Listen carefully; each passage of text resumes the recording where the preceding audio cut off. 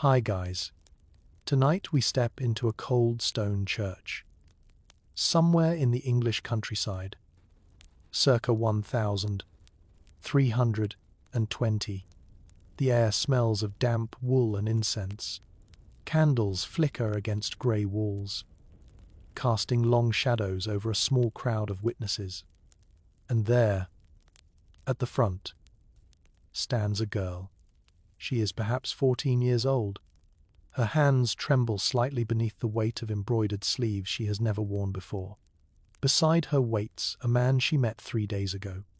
He is 29. He smells of horses and ale. And in a few moments, she will belong to him entirely, her body, her future children, her property, her voice. This is not a tragedy by medieval standards. This is Tuesday. You probably wouldn't survive this. By the way, not the marriage itself, but the sheer lack of choice. The idea that your father, your uncle, or some lord you've never met could sign a piece of parchment and suddenly your entire life belongs to a stranger. We romanticize the Middle Ages, sometimes the castles, the gowns, the courtly love poetry. But for women, marriage was rarely about love. It was about land, about alliances, about survival. And tonight, we're going to walk through what that really meant.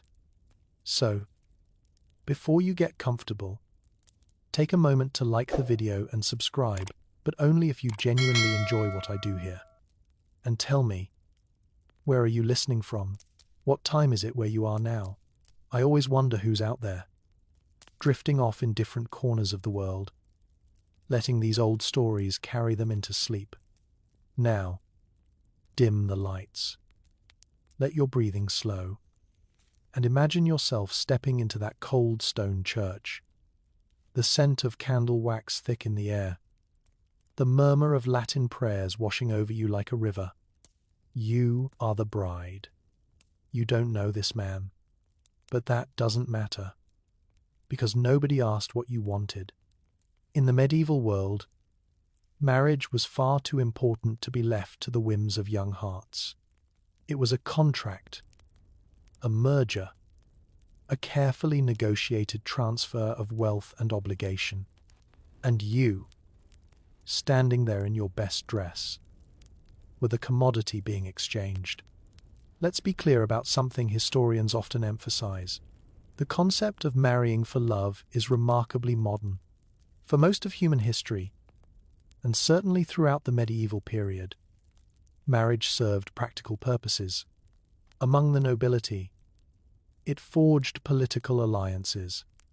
A daughter married to the son of a rival lord could prevent a war or start one, if things went poorly. Among the peasantry, marriage combined labor forces. A wife wasn't just a companion, she was a business partner, a co-worker, an essential part of the household economy. Romance, if it existed at all, was expected to develop after the wedding, not before. The church, interestingly, had complicated feelings about all of this.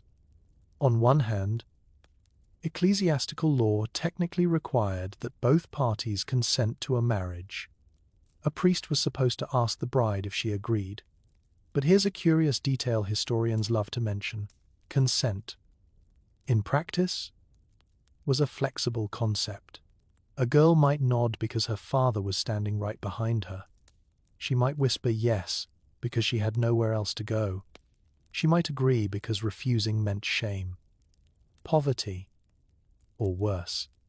The church wanted consent. Families wanted obedience, and obedience usually won. You feel the weight of everyone's gaze upon you now. The priest's voice drones on in Latin, words you half understand. Your mother is somewhere behind you, probably relieved. This marriage secures your future, or at least, that's what she tells herself. Your father has already received the first portion of the bride price. Negotiations took months, There were arguments about land boundaries, about livestock, about exactly how many silver coins your virtue was worth. You were not present for these discussions. Of course, you were upstairs, learning to embroider. While your fate was decided over wine and handshakes, the man beside you clears his throat. You catch a glimpse of his profile. He has a beard, flecked with grey. His hands are large, calloused. He is not unkind. You think, at least, he has not been unkind yet. But you know nothing else about him. You don't know if he laughs easily or rages quickly. You don't know if he will strike you or cherish you. You don't know if he already has a mistress waiting somewhere, a woman he actually chose. All you know is that after today, you will share his bed, bear his children, and take his name. Your old life ends here, in this drafty church, with the smell of rain creeping through the door. Historians still argue about how much agency women truly had in these arrangements. Some researchers point to cases where brides successfully refused matches, where families respected a daughter's tears or tantrums. There are court records of annulments granted because a girl swore she never consented, that the words were forced from her lips. But these cases are exceptions. They survive in the records precisely because they were unusual. For every girl who escaped an unwanted marriage, hundreds more walked silently to the altar, did what was expected, and never complained at least, not where anyone could hear. The priest is asking you something now. You recognize the question. Do you take this man? Your lips move. The word comes out, soft as breath. Yes. And just like that, it's done. The man beside you takes your hand. His grip is firm. Somewhere behind you, someone coughs. A baby cries. The candles continue to flicker. Indifferent to the vows just spoken, you are married now. You are a wife. And you have no idea what that will mean. The crowd begins to shuffle toward the door, eager for the feast that awaits. There will be food, more food than you've seen in months. There will be ale and music and dancing. Your new husband's family has slaughtered a pig for the occasion. You can smell it already, roasting somewhere outside. The scent of fat and smoke drifting through the church doors. For a few hours, everyone will celebrate.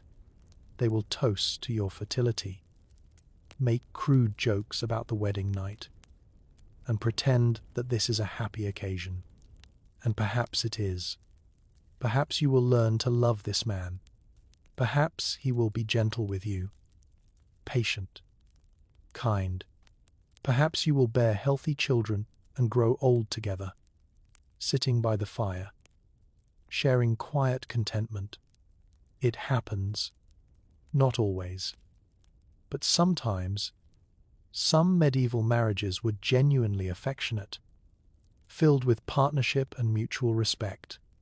But tonight, you don't know any of that yet. Tonight, you are a stranger walking out of a church beside another stranger. Your arm linked with his, your heart beating too fast, your future entirely uncertain. The rain has stopped. Pale sunlight breaks through the clouds, turning the puddles in the churchyard to mirrors. You step carefully, lifting your skirt to avoid the mud. Your new husband says something, his first words to you as your spouse, but you don't quite catch them. The wind carries his voice away. You smile anyway, because that's what brides are supposed to do. And so your married life begins. You might wonder when this whole arrangement was set in motion. The answer, for many medieval girls, is unsettlingly early. Childhood. As we understand it today, that protected space of play and learning and gradual growth did not exist in the same way. A girl was a future wife from the moment she was born. And in many families, particularly noble ones, the planning began almost immediately. Imagine yourself as a child of 7 or 8, playing in the rushes on the floor of your father's hall. You have a wooden doll, perhaps, or a set of knucklebones for games. You chase the household cat. You steal honey cakes from the kitchen when the cook isn't looking. You are, in many ways, just a child. But already, letters are being exchanged. Already, your father is in discussions with another lord 2 counties away. His son is 9 years old. He has never met you. But if the negotiations go well, you will be his wife before you bleed for the first time. Betrothal, you see, was different from marriage. A betrothal was a promise, a contract, a legally binding agreement that 2 children would wed when they came of age. And of age was younger than you might expect. The church set the minimum age for marriage at 12 for girls, 14 for boys. But betrothals could happen years earlier. Some children were promised to each other while still in the cradle.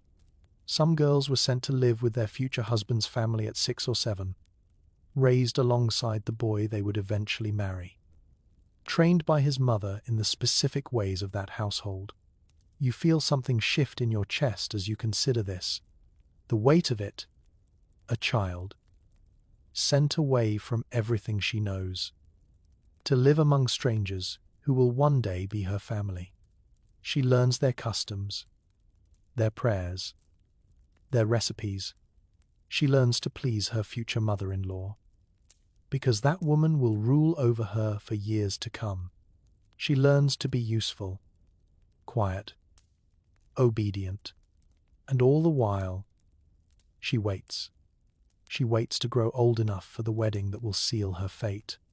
Here's a curious detail historians love to mention, despite the young ages involved. Consummation was technically supposed to wait until both parties were physically mature.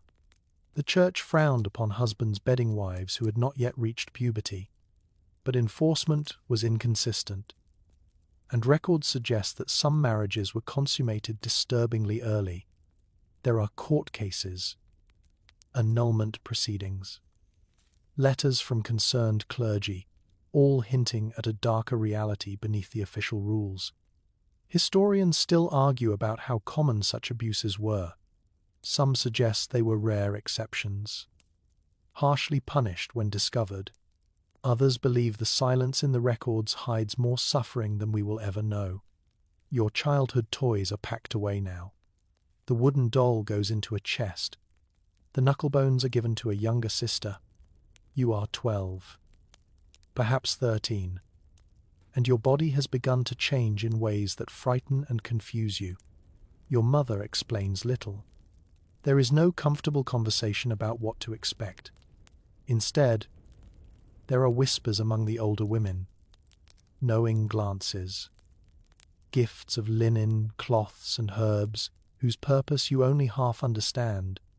You are becoming a woman, and in the medieval world, becoming a woman means becoming marriageable. The transition is swift. One season, you are climbing trees and splashing in streams. The next, you are learning to manage a household. You are taught to spin wool, to brew ale, to oversee servants. You are taught to walk with dignity, to speak softly, to lower your eyes in the presence of men. Your posture is corrected. Your impulses are restrained. You are being molded into a wife, whether you want to be one or not. Some girls resisted. The records show glimpses of rebellion daughters who ran away, who refused to eat, who screamed and wept until their families relented. A few escaped to convents, choosing God over an unwanted groom. But most did not have the luxury of resistance. Most understood, even at that young age, that their survival depended on cooperation. A girl without a husband was a burden. A girl without a husband was vulnerable. A girl without a husband had no place in the medieval world. You think about the games you used to play, the freedom you used to feel, and it seems like another lifetime already. The sun is setting outside the window of your chamber, painting the sky in shades of amber and rose.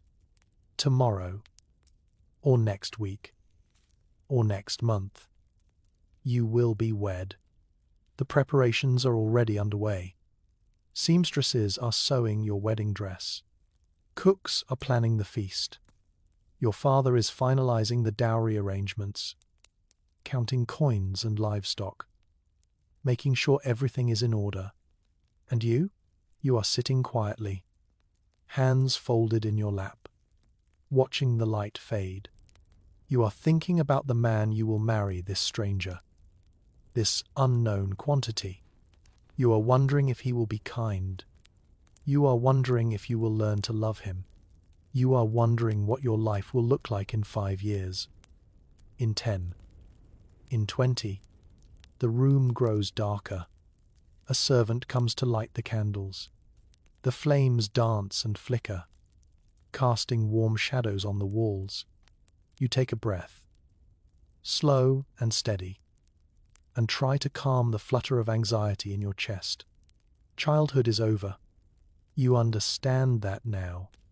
The games are finished. The toys are gone.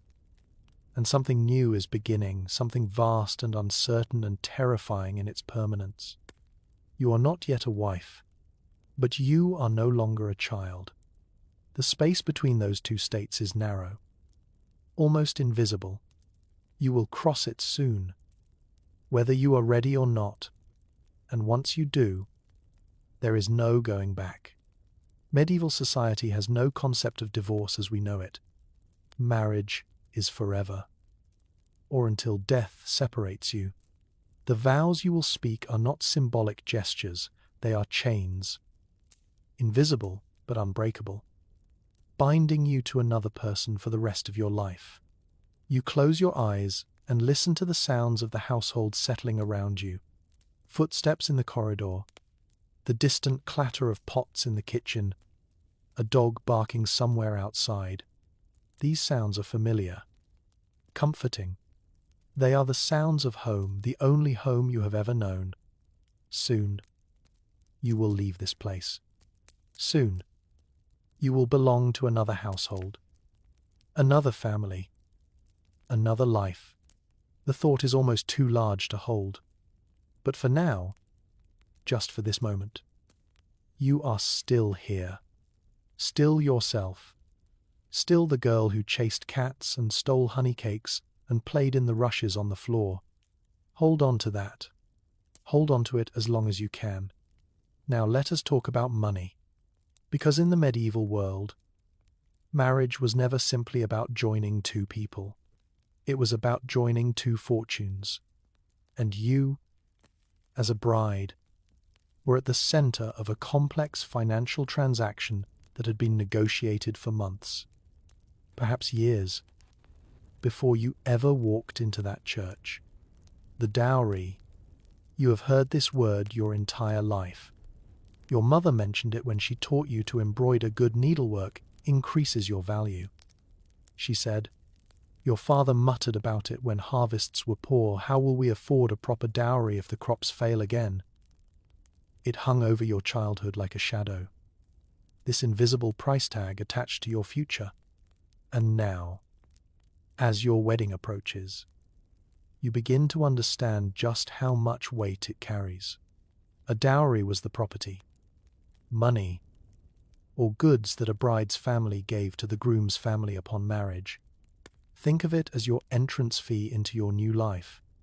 The richer your family, the larger your dowry, the better husband you could attract. It was brutally simple mathematics. A girl with a generous dowry could marry up, securing a wealthier or more prestigious match than her birth might otherwise allow. A girl with a meager dowry, or none at all, faced grimmer prospects. You feel the cold weight of this reality settling over you. Your worth, reduced to coins and cattle. Your future, determined by how many silver marks your father could scrape together. It seems cruel. And perhaps it is. But in the medieval economy, it also made a certain ruthless sense. Marriage was expensive. A new wife meant another mouth to feed, another body to clothe, another person whose needs must be met. The dowry helped offset those costs. It was, in essence, your family paying your new husband to take you off their hands. Here's a curious detail that often surprises modern listeners. The dowry was technically supposed to remain the wife's property. In theory, if the marriage ended through annulment or the husband's death, the dowry should return to her or be used for her support. But theory and practice were different things. Husbands controlled their wives' dowries during the marriage, investing them, spending them, sometimes squandering them entirely. A widow might discover that her dowry had vanished into bad business deals or gambling debts, leaving her with nothing. Historians still argue about how much protection women actually had over their dowries. Some regions had stronger laws than others. Some families negotiated better contracts, but the general picture is clear. Once the dowry left your father's hands, you had little real control over it. Your husband managed your wealth just as he managed everything else about your life. The negotiations themselves could be brutal. Imagine your father sitting across from your future father-in-law, haggling like merchants at a market stall. How much land? Which parcels? What about the livestock? Are the cows included? Or just the sheep and the linens? The furniture? The silver candlesticks your grandmother left behind? Every item was counted, assessed, argued over. Your father wanted to give as little as possible while still securing a good match. Your future husband's family wanted to extract as much as they could. And, somewhere in the middle, a number was reached. Hands were shaken, and your fate was sealed. You were not present for these discussions. Of course, daughters rarely were. You learned the results, second-hand whispered reports from your mother, overheard conversations between servants. You learned that your dowry would include 40 acres of farmland, a dozen sheep, 2 cows, household goods worth a certain sum, and a chest of silver coins that represented your father's life savings. You learned that this was considered respectable, though not extravagant. You learned that your new husband seemed satisfied with the terms. And what about the other side of the equation? The groom's family also had obligations. In many regions, they provided a counter-gift called the dower, sometimes called the bride price or mourning gift. This was property set aside for the wife's use, particularly if she became a widow. The dower gave her some security, some guarantee that she would not be left destitute if her husband died. It was supposed to be her safety net, her insurance policy against an uncertain future. But again, the reality was complicated. Some husbands were generous with their dowers, others promised much and delivered little. Some widows inherited comfortable estates and lived out their days in relative peace. Others found themselves fighting legal battles against their husbands' relatives, who wanted to reclaim every scrap of property for themselves. You think about your mother, about your grandmother, about all the women in your family who have navigated these treacherous waters before you. They survived. They managed. They found ways to protect themselves, to carve out small spaces of security within a system designed to control them. You hope you will be as clever, as resilient, as lucky as they were. The sun has fully set now, and the room is lit only by candlelight. Outside, you can hear the sounds of the village settling into evening livestock being penned, doors closing, voices calling children inside. Somewhere, A woman is singing. The melody is faint, carried on the wind, but it reaches you through the shutters. A lullaby, perhaps, or a love song, or just a tune to pass the time while the bread bakes. You wonder what your life will be worth in the end. Not in coins and cattle, you already know that number, down to the last sheep, but in happiness, in love, in moments of genuine joy.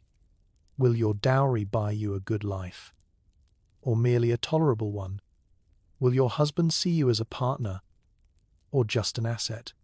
Will you find ways to matter beyond your price tag? These questions have no answers yet. They float in the darkness like dust motes, catching the candlelight, drifting without direction. Your mother enters the room, carrying a cup of warm ale. She presses it into your hands and sits beside you on the bed. For a long moment, neither of you speaks. The silence is comfortable, familiar. She has done this before, sat with you in the quiet, offering presence instead of words. Finally, she sighs.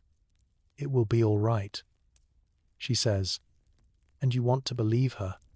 You want to trust that the dowry negotiations and the careful calculations will add up to something good.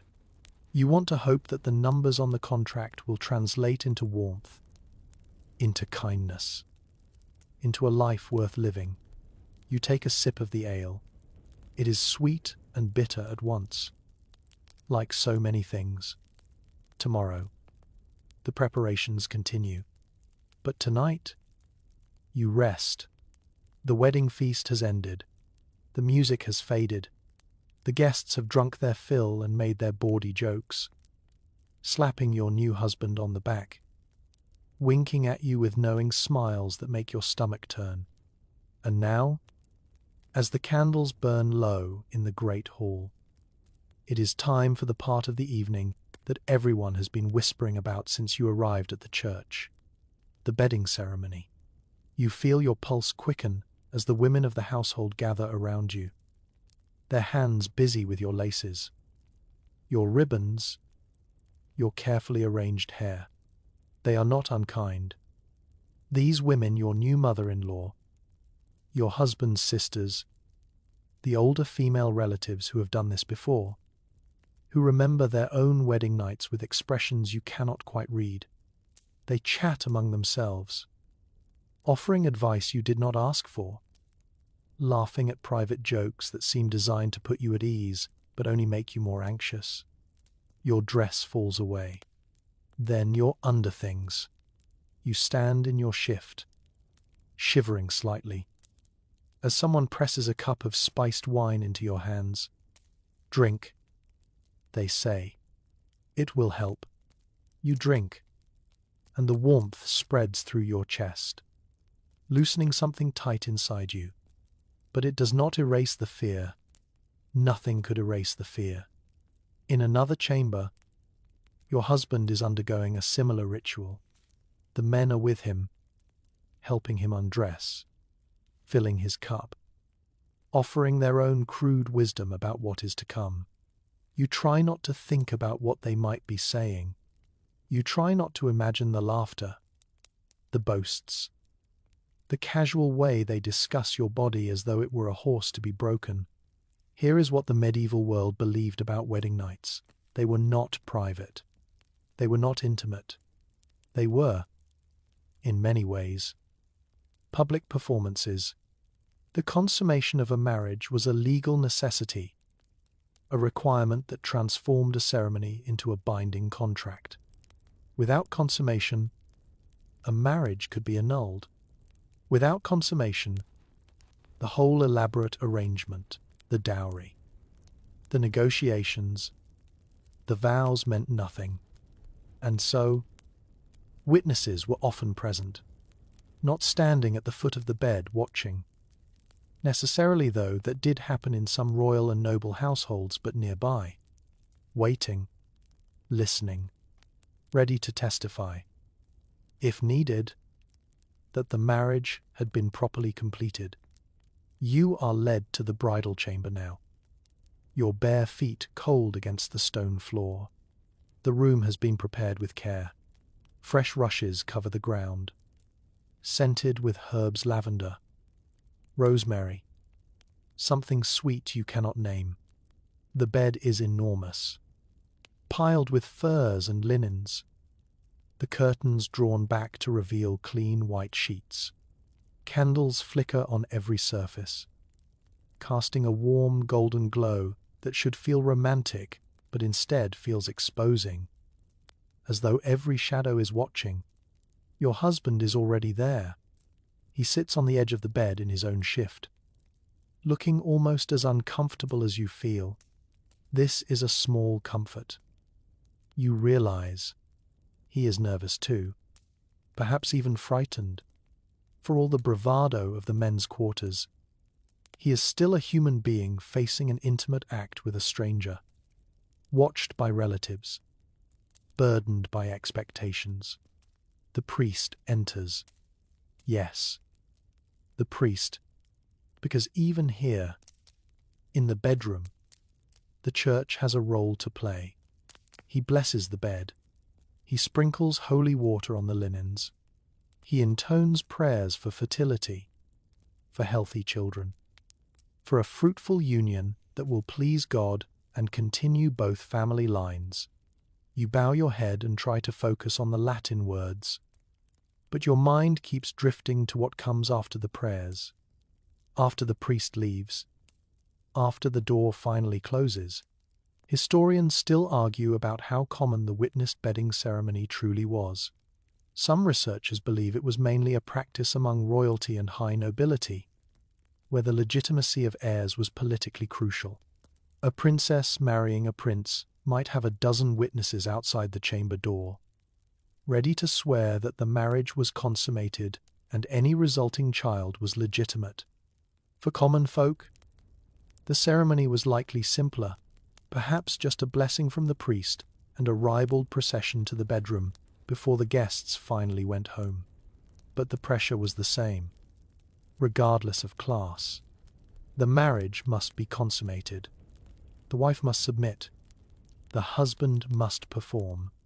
And if either party failed, if the husband could not complete the act, if the wife resisted too fiercely, the marriage itself was at risk. The priest finishes his blessing and withdraws. The women who accompanied you hover for a moment longer, adjusting the pillows, offering last whispered encouragements, before they too retreat. The door closes with a sound that seems impossibly final, and now you are alone with him. The silence stretches between you like a living thing. You can hear his breathing, slow and deliberate. You can hear your own heartbeat, loud in your ears. The candles flicker. A log shifts in the fireplace, sending up a small shower of sparks. He clears his throat, says your name. It sounds strange in his voice. This name you have carried all your life, now spoken by a man who owns you. What happens next varies. Of course, some husbands were gentle. They understood that their new wives were frightened, inexperienced, perhaps even ignorant of the basic mechanics of what was about to happen. These men took their time, spoke softly, tried to make the experience less terrifying. Some marriages that began in awkwardness blossomed into genuine affection, with wedding nights remembered later as clumsy but tender beginnings. Other husbands were not gentle. They saw the wedding night as their right, their wife's body as property to be claimed. They did not ask permission. They did not wait for readiness. They took what they believed they were owed, quickly and without regard for the fear or pain of the woman beneath them. You do not know yet which kind of husband you have married. You sit on the edge of the bed, your hands folded in your lap, your eyes fixed on the floor. He moves closer. His hand touches your shoulder, warm, heavy, unfamiliar. Outside the chamber, you imagine the witnesses waiting, the relatives who will ask, In the morning, if the marriage was completed, the servants who will check the sheets for blood, that traditional proof of virginity surrendered, the entire household invested in what happens in this room tonight. You close your eyes, you take a breath, and you surrender to the role that has been chosen for you. Morning arrives slowly, grey light creeping through the shutters, bringing with it a new reality. You open your eyes, and for a moment, you do not remember where you are. The ceiling is wrong. The smell is wrong. The weight of the blankets, the texture of the linens, the distant sounds of an unfamiliar household stirring to life, all of it is strange. Then you feel the warmth beside you, a body, a man's body, and everything rushes back. You are a wife now. This is your home, and the life you knew before your father's hall, your childhood chamber, the servants who watched you grow, all of it belongs to the past. You lie still, careful not to wake him, and take stock of your situation. The bedding ceremony is over. You survived it. Whatever happened in the darkness, you are still here, still breathing, still yourself. This is something. This is not nothing. You hold on to this small victory as the household begins to wake around you.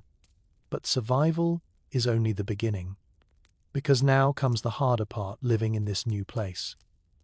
Among these new people, under the authority of a family that is not your own, your husband's mother is the first challenge you will face. She has been the mistress of this household for decades, running everything with an iron efficiency that leaves little room for a newcomer. She decides what is cooked and when. She directs the servants. She controls the keys to the storerooms, the pantries, the chests where the household valuables are kept, and she has no intention of surrendering any of this authority to you. You are, in her eyes, an intruder, a necessary one. Perhaps she wanted grandchildren. She wanted the alliance your marriage represents, but an intruder nonetheless. You have entered her domain, and she will make sure you know your place within it. The first weeks are a careful dance. You learn when to speak and when to stay silent. You learn which servants are loyal to her and which might be convinced to show you kindness. You learn the rhythms of the household when meals are served, when prayers are said, when the washing is done and the bread is baked. You learn to ask permission for everything, even things you would have done freely in your father's house. Here's a curious detail that historians often note. In many medieval households, the mother-in-law held formal authority over the daughter-in-law until the older woman died or voluntarily stepped aside. A new bride might be 30 years old, a mother herself, and still subordinate to her husband's mother in matters of household management. The keys were a symbol of this power. Whoever held the keys controlled the household, and those keys rarely passed to the younger generation without a struggle.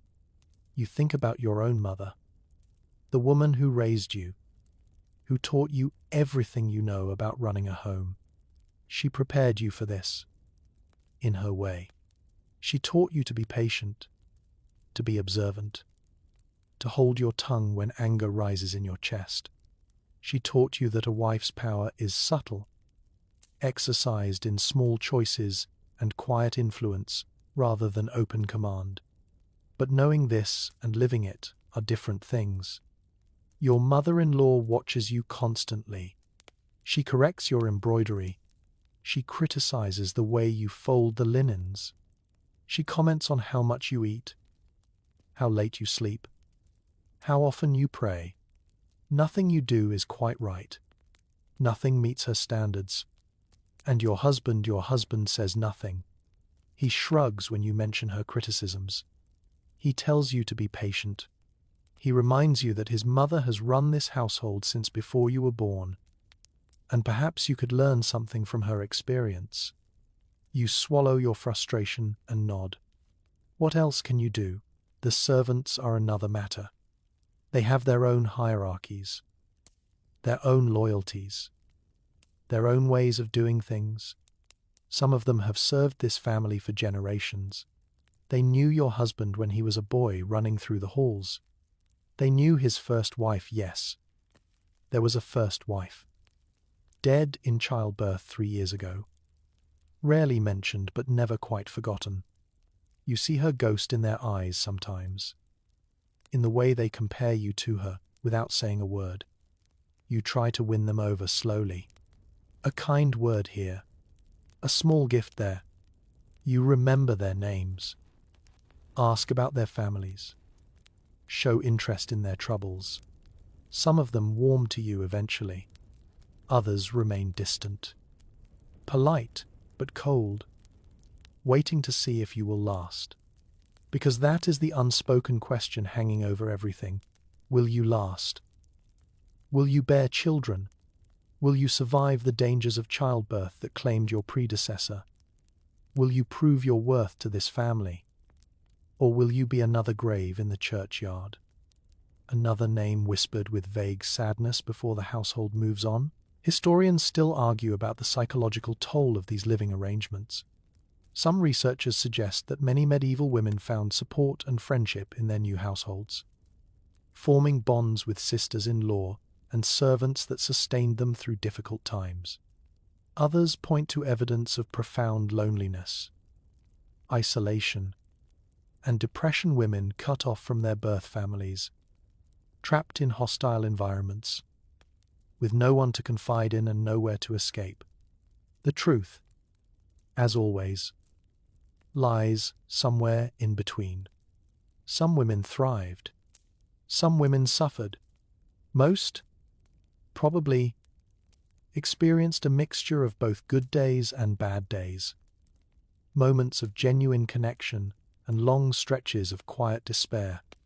You are learning to navigate this terrain now, feeling your way through the darkness like a traveler without a map. You watch and listen and adapt. You learn which battles are worth fighting and which are better surrendered. You learn to find small pleasures, a sunny afternoon in the garden, a kind word from a servant, a moment alone with your thoughts, and hold them close against the harder times. Your husband remains a mystery. He is gone most days, occupied with the work of the estate, overseeing the fields, managing the tenants, attending to the endless business of medieval landholding. When he returns in the evenings, he is tired, distracted, interested mainly in food and sleep. You share a bed but little else. Conversations are brief and practical. Affection, if it exists, has not yet shown itself. Perhaps it will come. Perhaps time will soften the strangeness between you, will build the foundation for something warmer. Your mother told you this might happen. She said that love can grow where it was not planted, that patience and kindness can cultivate connection even in the most barren soil. You hope she was right. You hope that this cold, unfamiliar house will someday feel like home. But for now, you simply endure. The days blur into weeks, and the weeks stretch into months. And slowly you begin to understand something fundamental about your new existence. A medieval wife is never idle. There is no rest. There is no leisure. From the moment you wake until the moment you collapse into bed, your hands are busy. Your mind is occupied. Your body is in motion. You are not simply a wife. You are a worker, a manager, an entire economy contained within one exhausted frame. Let us walk through a single day. Shall we? The sun has not yet risen when you open your eyes. The chamber is cold. The fire burned down to embers, and your husband's side of the bed is already empty. He has gone to check on the livestock, or to meet with a tenant, or to attend to some crisis that could not wait for daylight. You push back the covers and feel the chill bite at your skin. Remember that cold from our earlier journey. It has not gone away. It lives here too. In this house. In this life. You dress quickly. Layering wool and linen. Wrapping yourself against the morning air. There is no time for vanity. Your hair is braided simply, tucked beneath a linen cap. Your hands are already rough from work, the soft skin of your girlhood long gone. You look. You realize, like your mother looked, like your grandmother looked, like every woman in your family has looked, worn down by the endless labor of keeping a household alive. The first task is the dairy. If your household keeps cows, and most do, then someone must milk them each morning. And that someone is often you or a servant working under your supervision. The milk must be strained, stored, set aside for butter and cheese. Nothing is wasted. Every drop has value. You learn to judge the quality of milk by its color, its smell, its thickness. You learn to spot the signs of sickness in a cow before it spreads to the herd. You learn that dairy work is never finished, only paused until the next milking. Then comes the bread. Bread is the foundation of the medieval diet, the one food that appears at every meal. The difference between survival and starvation: if you are lucky, your household has a bread oven. If not, you must take your dough to the communal oven in the village and pay for the privilege of baking. Either way, the process is long and exhausting: grinding grain, mixing dough, kneading until your arms ache, waiting for the rise, shaping the loaves, tending the fire, watching the bake. A single mistake can ruin a week's worth of flour. You cannot afford mistakes. Here's a curious detail that modern listeners often find surprising. Brewing ale was traditionally women's work in the medieval period. The alewife was a respected figure in many communities, responsible for producing the weak, nutritious ale that everyone drank because the water was often unsafe. You learn this skill too, watching the older women of the household as they tend the mash, add the yeast, monitor the fermentation. The smell of brewing ale becomes familiar, almost comforting, yeasty and warm, a promise of something nourishing to come. By mid-morning, you have already accomplished more than many modern people do in an entire day. But you are not finished, not even close. The spinning never stops. Wool must be carded, cleaned, spun into thread. The thread must be woven into cloth. The cloth must be cut and sewn into garments. Every piece of clothing your household wears passes through your hands at some point, if not in the making. Then, in the mending, you learn to patch and repair, to extend the life of a tunic by another year, another season, another month. Fabric is precious. Labor is cheap, and so you work. The garden requires attention. Herbs for cooking, herbs for medicine, vegetables for the table. You learn which plants grow well in your soil, which need more sun, which attract pests that must be picked off by hand. Your knees grow calloused from kneeling in the dirt. Your fingernails are perpetually stained with earth. But the garden feeds your family, and so you tend it faithfully, rain or shine. Historians still argue about how much authority medieval wives truly held over household production. Some researchers emphasize the partnership model: husband and wife, working together as co-managers of a domestic economy, each with their own sphere of expertise. Others point to the legal reality that husbands owned everything, controlled everything, and could override their wives' decisions at any moment. The truth likely varied by household, by region, by the personalities involved.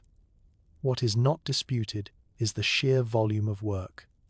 A medieval household was a production unit, not just a living space.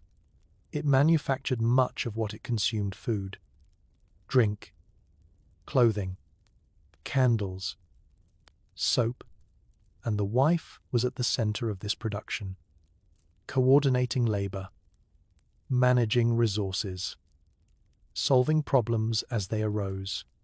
You think sometimes about the ladies in the songs, the ones the troubadours sing about. They sit in towers. Those ladies, gazing out windows, waiting for knights to rescue them. Their hands are soft and white. Their gowns are spotless. They have never scrubbed a pot or wrung out a washing or pulled a stubborn weed from between the cabbages. Those ladies do not exist. Or if they do, they exist in a world so far removed from yours that they might as well be creatures from a fairy story. Your reality is rougher, harder, more demanding. Your reality smells of wood smoke and animal dung and rising bread. Your reality has calluses. And yet, there is something in this labor, something almost sacred. You are keeping people alive. You are transforming raw materials into sustenance, into warmth, into survival. Every loaf of bread is a small miracle. Every garment stitched is a victory against the cold. You are tired. Yes, you are always tired. But you are also necessary. You matter in ways that cannot be measured in coins or dowries. The afternoon brings more tasks: checking on the chickens, collecting eggs, perhaps slaughtering a hen for dinner. The evening brings cooking, serving, cleaning, and then, finally, when the sun has set and the candles are lit and the household settles into its nighttime quiet, you are allowed to rest. You sit by the fire, your hands still busy with mending, because even rest involves work, and you feel the ache in your bones, the weariness in your muscles. Your eyes are heavy. Your thoughts drift.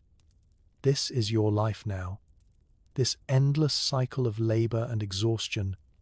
This is what it means to be a wife.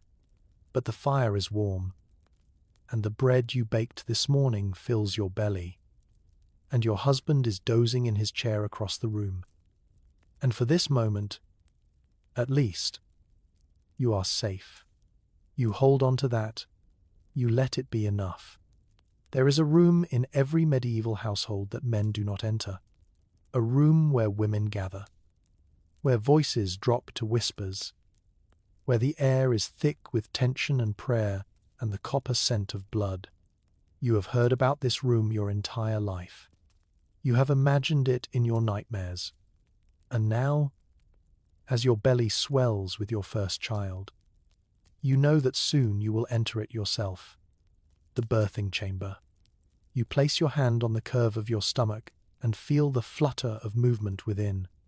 A tiny life, growing in the darkness of your body, preparing to emerge into a world that is already waiting to claim it. If it is a boy, your husband will be pleased.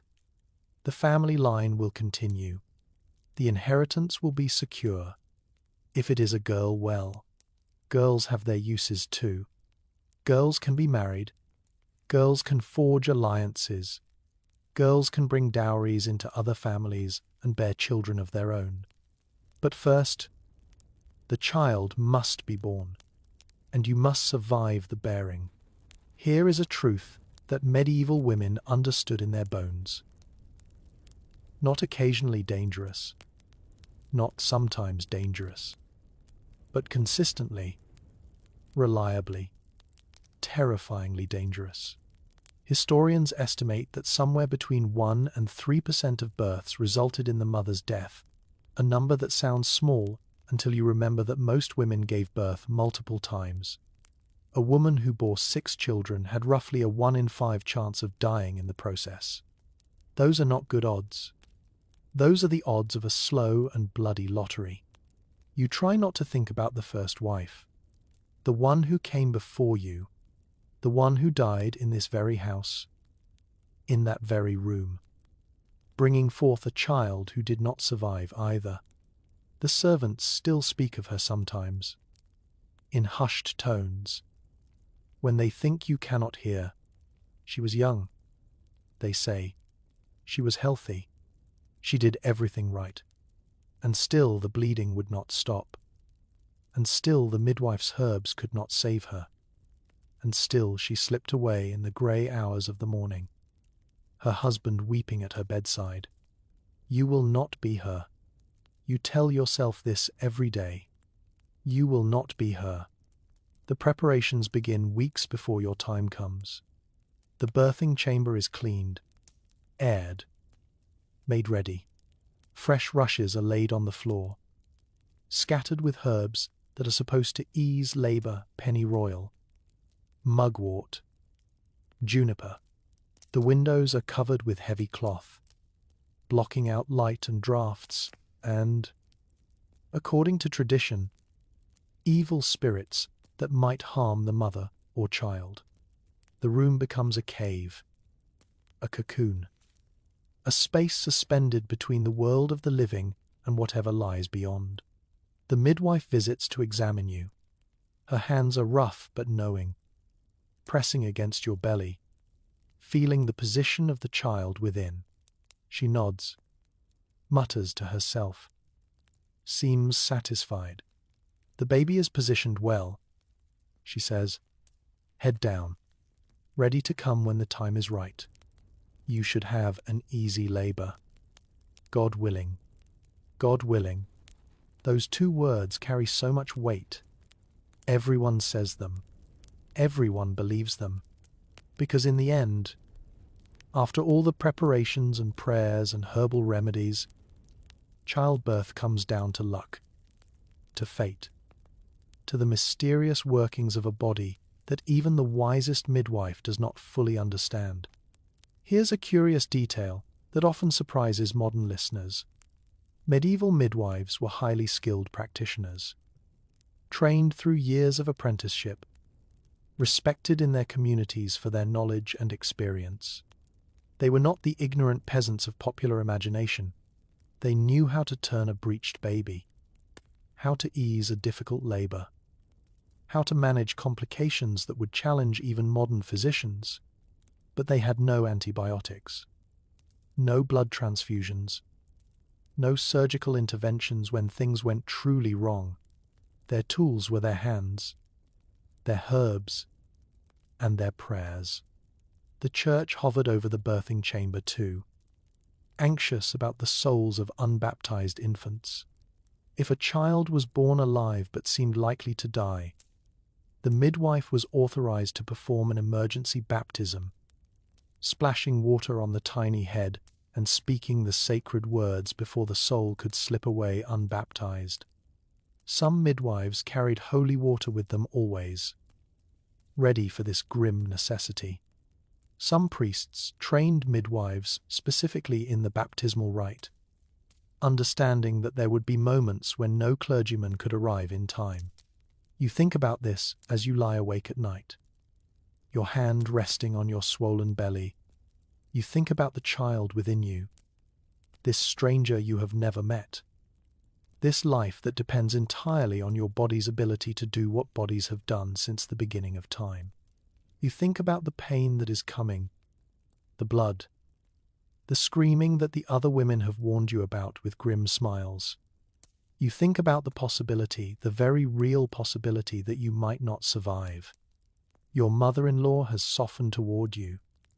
Now that you carry the family's hope inside you, she brings you extra portions at meals, insists that you rest, fusses over you in ways she never did before. You are precious now, not for yourself, but for what you contain. You are a vessel. Your value has increased. The weeks pass. Your body grows heavier, more awkward. Simple tasks become difficult. You waddle rather than walk. Sleep comes in fragments, interrupted by the baby's kicking. by the need to relieve yourself, by the anxious thoughts that circle endlessly in the darkness. And then, one morning, you wake to a wetness between your legs and a tightening in your belly that is different from anything you have felt before. The time has come. Your body has decided, without consulting you, that it is ready to bring forth this child. The women come quickly. The midwife arrives with her bag of tools and herbs. The birthing chamber swallows you whole. You will remember the next hours as a blur of pain and pressure and voices urging you to push. You will remember the smell of blood and sweat and burning herbs. You will remember gripping someone's hand so tightly that your nails leave marks. You will remember screaming, though later you will not quite believe those sounds came from your own throat. And then, finally, a different cry, high and thin and unmistakably alive. A baby, your baby, placed wet and wailing on your chest, its tiny face scrunched in protest at the cold shock of the world. You did it. You survived. The midwife is smiling. The women are weeping. Someone is saying prayers of thanksgiving, and you are lying there, exhausted beyond measure, bleeding and broken but alive, holding this impossible creature that grew inside you, that fought its way out of you, that now blinks up at you with eyes that seem to hold the entire universe. You will rest now. You will heal. The long confinement begins weeks of recovery, of nursing, of being tended like an invalid while your body slowly remembers how to be itself again. But that is a story for another moment. For now, you simply breathe and hold your child and marvel at the fact that you are still here to do so. You might think that what happens in your own bedroom is your own business, that the intimacy between husband and wife is a private matter, hidden behind closed doors, beyond the reach of anyone else's authority. But in the medieval world, you would be wrong, because the church was watching. The church was always watching, and the church had opinions very specific, very detailed opinions about every aspect of your married life. The bedroom was not a sanctuary. It was a battleground of sin and duty, pleasure and penance, natural urges and divine law. And you, as a wife, were expected to navigate this battlefield according to rules you did not make and could not change. Let us begin with the calendar. Yes, the calendar, because the church had designated certain days, certain seasons, certain times when marital relations were forbidden.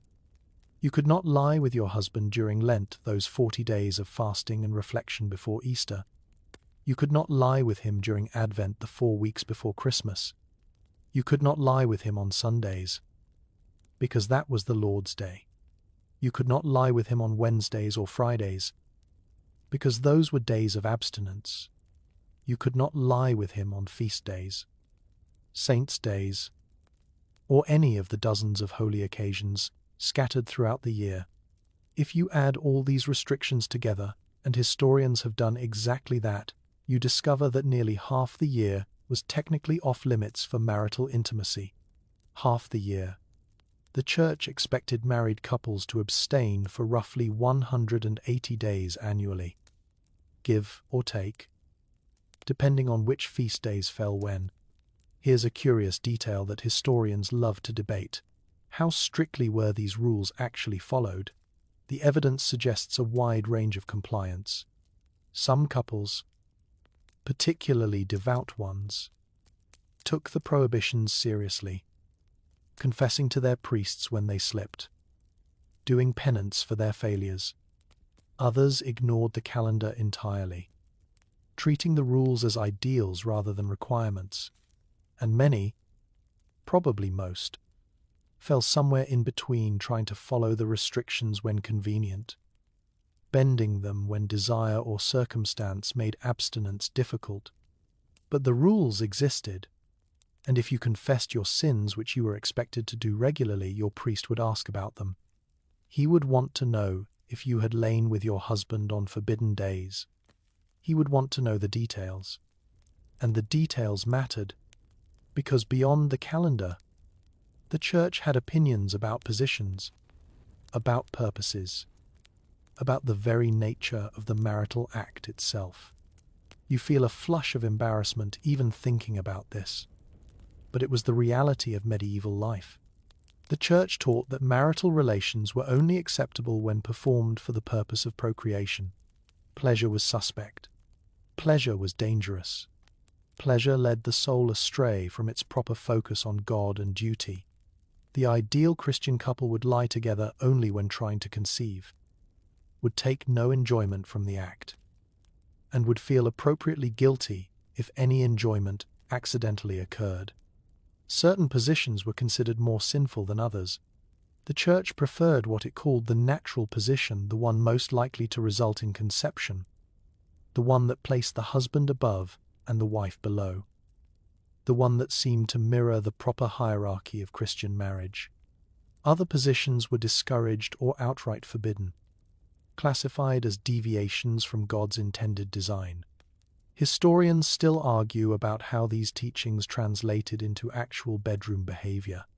Some researchers suggest that church doctrine created a culture of guilt and shame around sexuality that persisted for centuries. Others point out that ordinary people often ignored clerical pronouncements, living their lives according to common sense and natural desire rather than theological abstraction. The surviving penitentials, those handbooks priests used to assign penance for various sins, suggest that the church was fighting a losing battle against human nature. Your husband, you have noticed, does not seem particularly concerned with the church's calendar. He comes to you when he wishes, regardless of the day, and you have learned not to refuse him, because that is another rule: a wife must submit to her husband's desires. She must be available to him, open to him, ready to fulfill her marital duty whenever he requires it. To refuse without good cause was itself a sin, a violation of the marriage contract, grounds for complaint if not outright punishment. You think about the women who came before you, the generations of wives who navigated these impossible contradictions. Submit to your husband, but abstain on holy days. Welcome his advances, but feel no pleasure. Be fruitful, but be modest. Be available, but be pure.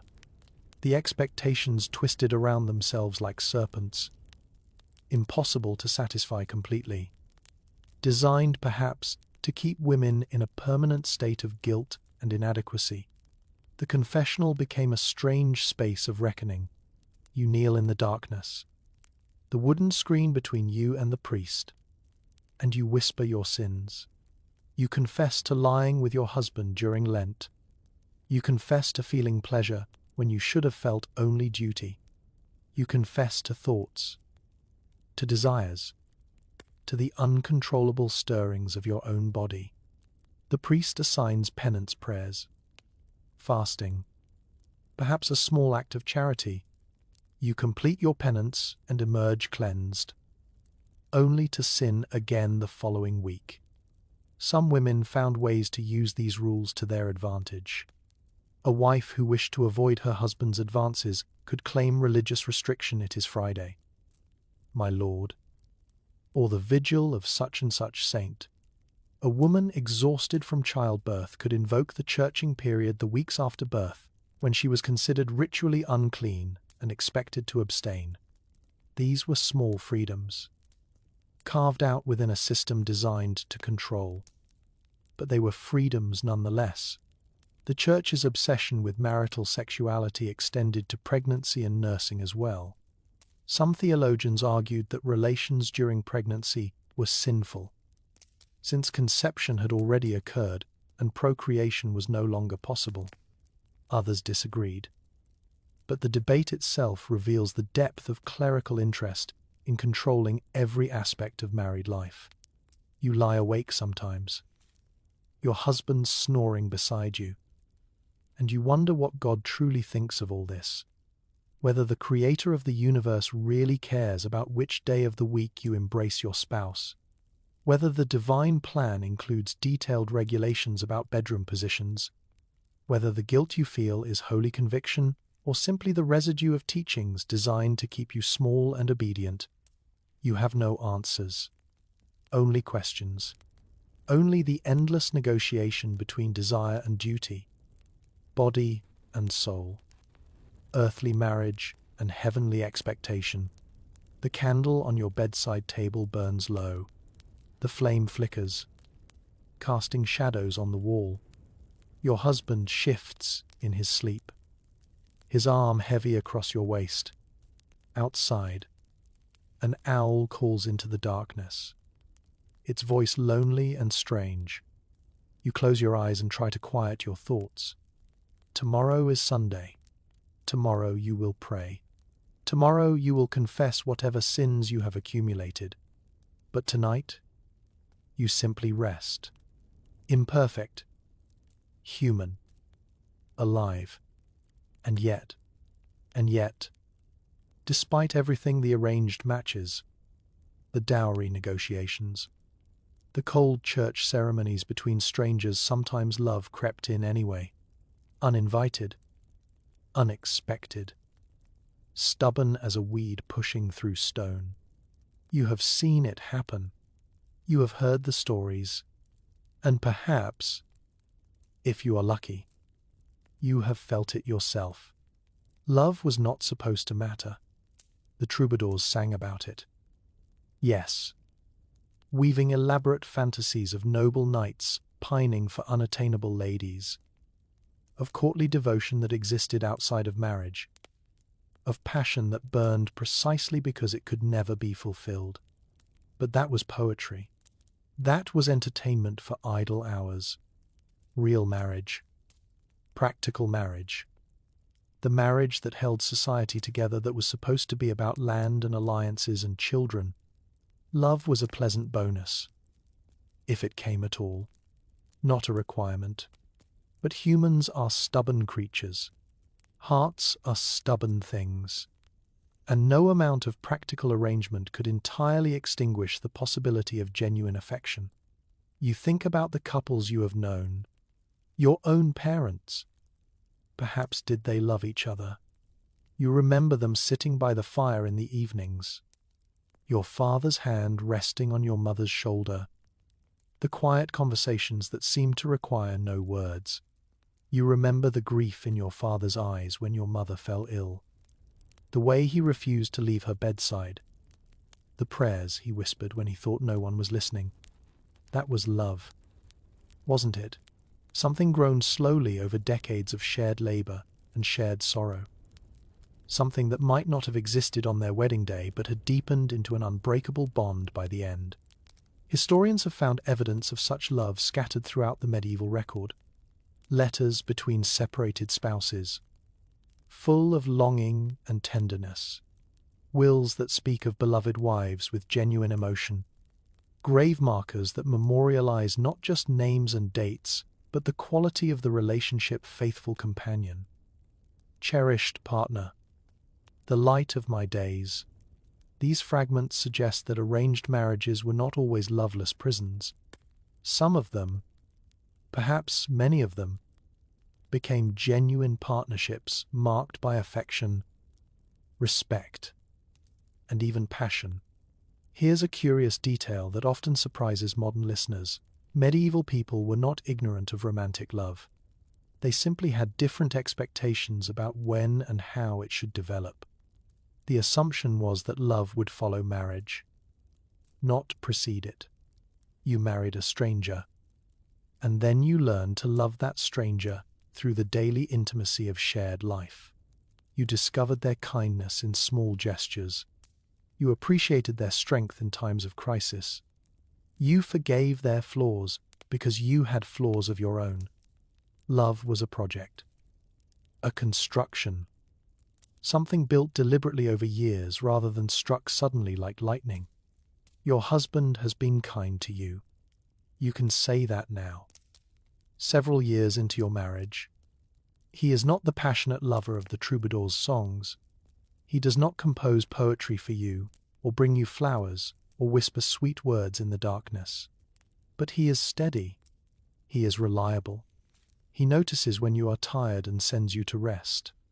He brings you small gifts from the market, a ribbon for your hair, a comb of honey, a piece of fabric in a color he knows you favor.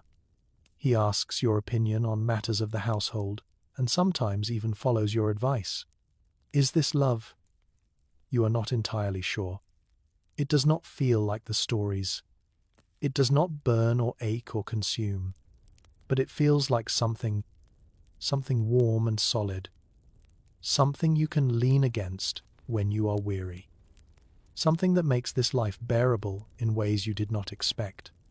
Some nights, after the children are asleep and the household is quiet, you sit together by the fire. He tells you about the day's work, the difficult tenant, the promising harvest, the mare that is about to foal. You tell him about the household's small dramas, the quarrel between servants, the child's first steps, the letter from your sister. The conversation is ordinary. The topics are mundane, but there is a comfort in it, a familiarity that feels precious.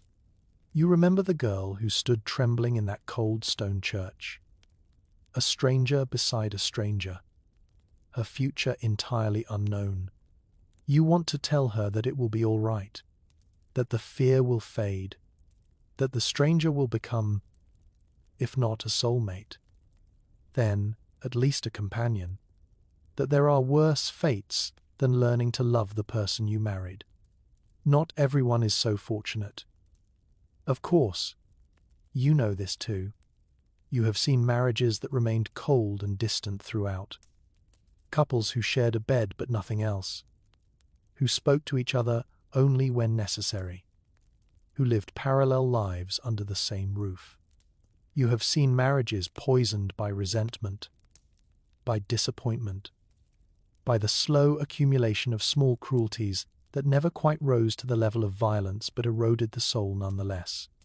Historians still argue about the overall quality of medieval marriages. Some researchers emphasize the structural inequalities, the lack of choice, the legal and social constraints that trapped women in unsatisfying unions. Others point to evidence of genuine partnership and affection, suggesting that love found ways to flourish even within restrictive frameworks. The truth, as always, is that human experience varied enormously. Some marriages were happy, some were miserable.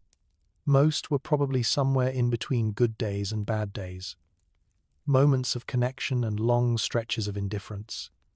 What you have learned in your years as a wife is that love is not a single thing. It is not the lightning bolt of the poets or the comfortable warmth of the fire. It is both and neither, and something else entirely. It is choosing to be patient when you want to scream. It is forgiving the same flaw for the 100th time. It is showing up, day after day. Even when the romance has faded and the reality is just two tired people trying to survive together, your husband reaches across the space between you and takes your hand. His grip is familiar now, the calluses and warmth you have known for years. He says nothing, neither do you, but the fire crackles, and the children sleep peacefully in the next room, and the night wraps around you like a blanket. Perhaps this is what love looks like in the medieval world, not grand gestures or passionate declarations, but small moments of connection stolen from the endless demands of daily life. Not the love of songs and stories, but the love of real people making the best of circumstances they did not choose. You squeeze his hand gently. He squeezes back. And that, for tonight, is enough. But not all hands that reach for you are gentle. Not all marriages settle into quiet companionship. And now we must speak of the darker truth, the one that shadows the stories of medieval womanhood like a bruise that never quite heals. We must speak of what happened when husbands turned cruel. You have seen it. Everyone has seen it.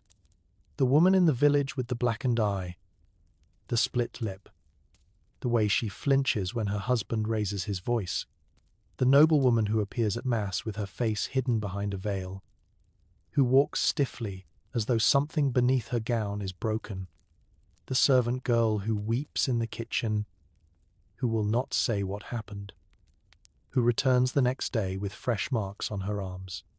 Violence was woven into the fabric of medieval marriage, not as an aberration, not as an exception, but as a legally sanctioned right. A husband was expected to discipline his wife, just as he disciplined his children, his servants, his animals. The law called it correction. The church called it guidance. The reality was something far uglier. You feel your stomach tighten as you consider this. The vulnerability of it. The knowledge that your safety depends entirely on the temperament of one man. That no lock on your door could keep him out. That no cry for help would bring rescue. You are his property. And property, in the medieval world, could be treated however its owner saw fit. The legal codes of the era are chillingly specific. A husband could beat his wife, provided he did not cause permanent injury or death. Some laws specified the implements that could be used a rod no thicker than a man's thumb, according to one famous guideline. Others set limits on where the blows could fall, forbidding strikes to the face or head. These were not protections for women. They were permissions for men, boundaries that defined not whether violence was acceptable, but merely how much. Here's a curious detail that historians often note with grim irony. The courts occasionally intervened in cases of extreme abuse. If a husband maimed his wife, blinded her, broke her bones so badly she could no longer work then, sometimes authorities stepped in, not to punish him, usually, but to ensure he had not damaged her so severely that she became a burden on the community. The concern was economic, not moral. A wife too injured to labor was a problem. A wife merely bruised and terrified was simply married. You think about the women you have known who lived in fear. The neighbor whose husband drank too much and raged too often. The cousin who returned from her wedding year thinner and quieter. Who smiled less. Who startled at sudden noises. The friend from childhood who stopped visiting. Who stopped leaving her house. Who seemed to shrink a little more each time you saw her until she was barely there at all. What options did they have? What escapes were possible? Divorce, as we understand it, did not exist. The church considered marriage an unbreakable sacrament, a bond that endured until death. Annulment was theoretically possible if you could prove the marriage was invalid from the start, that some impediment had existed all along. But annulments were difficult to obtain, expensive to pursue, and required connections and resources that most women did not possess. Separation was another option, marginally more accessible. Some church courts granted legal separations in cases of extreme cruelty or adultery. These separations did not dissolve the marriage, neither party could remarry, but they allowed the wife to live apart from her husband, sometimes with a portion of her dowry restored for her support. The records of these proceedings are painful to read. Women describing years of abuse, presenting witnesses to their suffering, begging for release from unions that had become unbearable. But even separation required proof, required resources, required the courage to stand before a court and accuse your husband publicly. Many women had none of these things. Many women simply endured. Some found other escapes, running away, disappearing into the anonymity of a distant town, starting over under a new name. This was risky. A woman alone, without male protection, was vulnerable in ways we can scarcely imagine. She might find work as a servant or fall into prostitution. She might be caught and returned to her husband, facing worse punishment for her defiance. But some took the risk anyway. Some decided that anything was better than remaining. Others found refuge with family, returning to their birth homes, seeking protection from fathers and brothers who might challenge the abusive husband. This depended entirely on the family's willingness and ability to intervene. Some families took their daughters back gladly, negotiating with the husband or simply defying him. Others refused, unwilling to bear the shame of a failed marriage, unwilling to return the dowry, unwilling to involve themselves in their daughters' troubles. And some women fought back. The records contain scattered accounts of wives who defended themselves, who struck their husbands in return, who used weapons when fists were not enough. These women were not celebrated.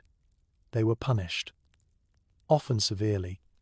A wife who killed an abusive husband was guilty of petty treason, a crime considered worse than ordinary murder because it violated the natural hierarchy. The punishment could be death by burning. You lie awake some nights and listen to the sound of your husband breathing beside you. He has never struck you. He has never raised his hand in anger. But you know, with a cold certainty that never quite leaves you, that he could, that the law would permit it, that your safety is a gift he gives, not a right you possess. This knowledge changes something inside you. It makes you careful. It makes you watchful. It makes you attentive to his moods, his frustrations, the subtle signs that his temper might be rising. You learn to soothe before the storm arrives.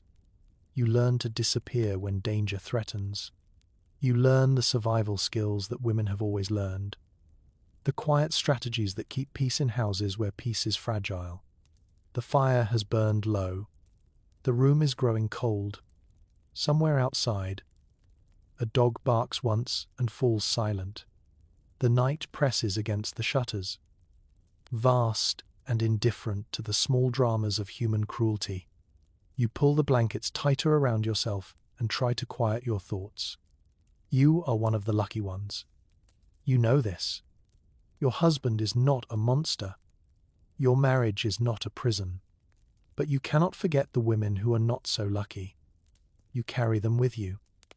Their bruises and their silence. Their endurance and their fear. You carry them. And you hope that somewhere, somehow, things might one day be different. And then, one day, he dies. Your husband. The man who shared your bed, your table, your life for all these years. He falls ill in autumn. A fever that will not break. A cough that deepens into something terrible. The physician comes with his leeches and his theories about unbalanced humors. The priest comes with his prayers and his holy oil. And still the fever burns. And still the cough worsens. Until one grey morning you wake to silence beside you. He is gone. You sit with the body for a long time. Not weeping, not yet, just sitting. The face on the pillow is familiar and strange at once. You know every line, every crease, the shape of his jaw and the pattern of his beard. But something has departed. The animating spark that made him him has vanished, leaving only this shell, this empty vessel cooling beneath the blankets. Grief comes later. It crashes over you in waves, unexpected and overwhelming. You weep for the companionship lost, for the future you will not share, for the small daily intimacies that death has stolen. You weep for the father your children have lost, for the grandfather he will never become. You weep because grief is the price of love. And you did love him, in your way, despite everything. But beneath the grief, if you are honest, something else stirs. Something that feels almost like relief. And beneath the relief, something stranger still. Freedom. Widowhood in the medieval world was a peculiar state. It was mourning and liberation tangled together.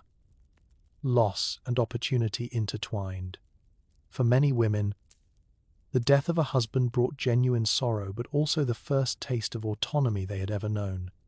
A widow was no longer under her father's authority, no longer under her husband's control. For the first time in her life, she belonged, legally and practically, to herself. You feel this strange new power settling over you like an unfamiliar garment. Decisions that were once made for you are now yours to make. The household accounts, the management of the estate, the future of your children, all of this falls to you now. It is terrifying.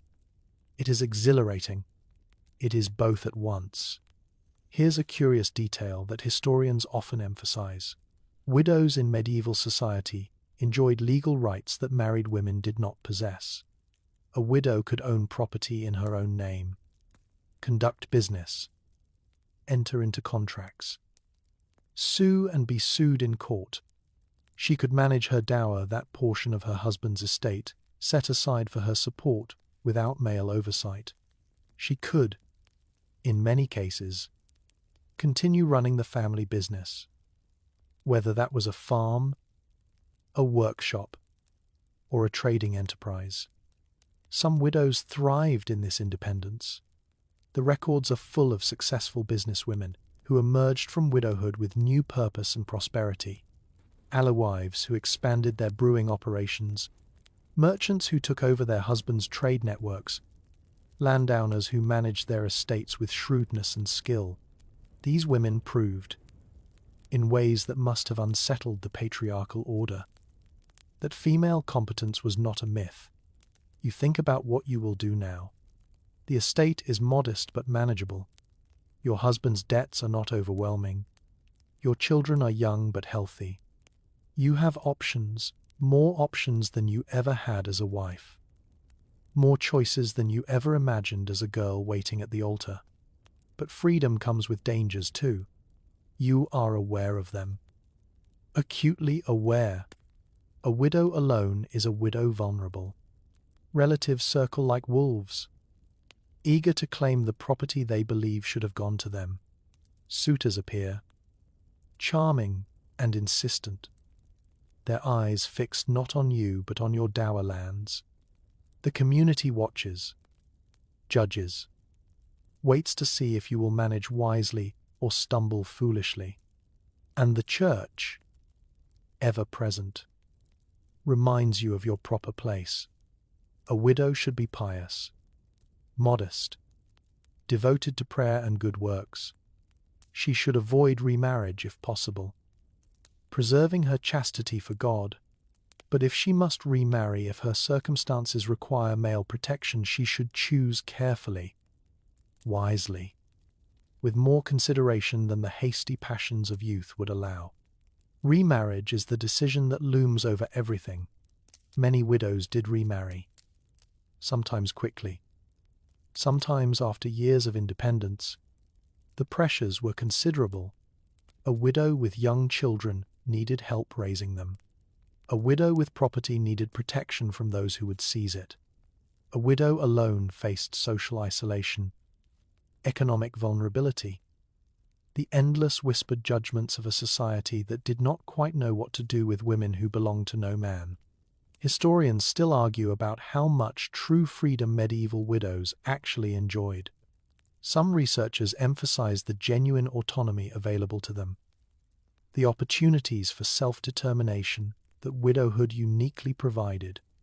Others point to the constraints that remained, the social pressures, the economic challenges, the ever-present threat of forced remarriage if powerful relatives insisted. The truth, as always, varied by circumstance. by class. By the individual woman's resources and resilience, you have decided, for now, not to remarry. The thought of returning to that subordinate state, of surrendering the authority you have only just begun to exercise, feels unbearable. You will manage the estate yourself. You will raise your children according to your own judgment.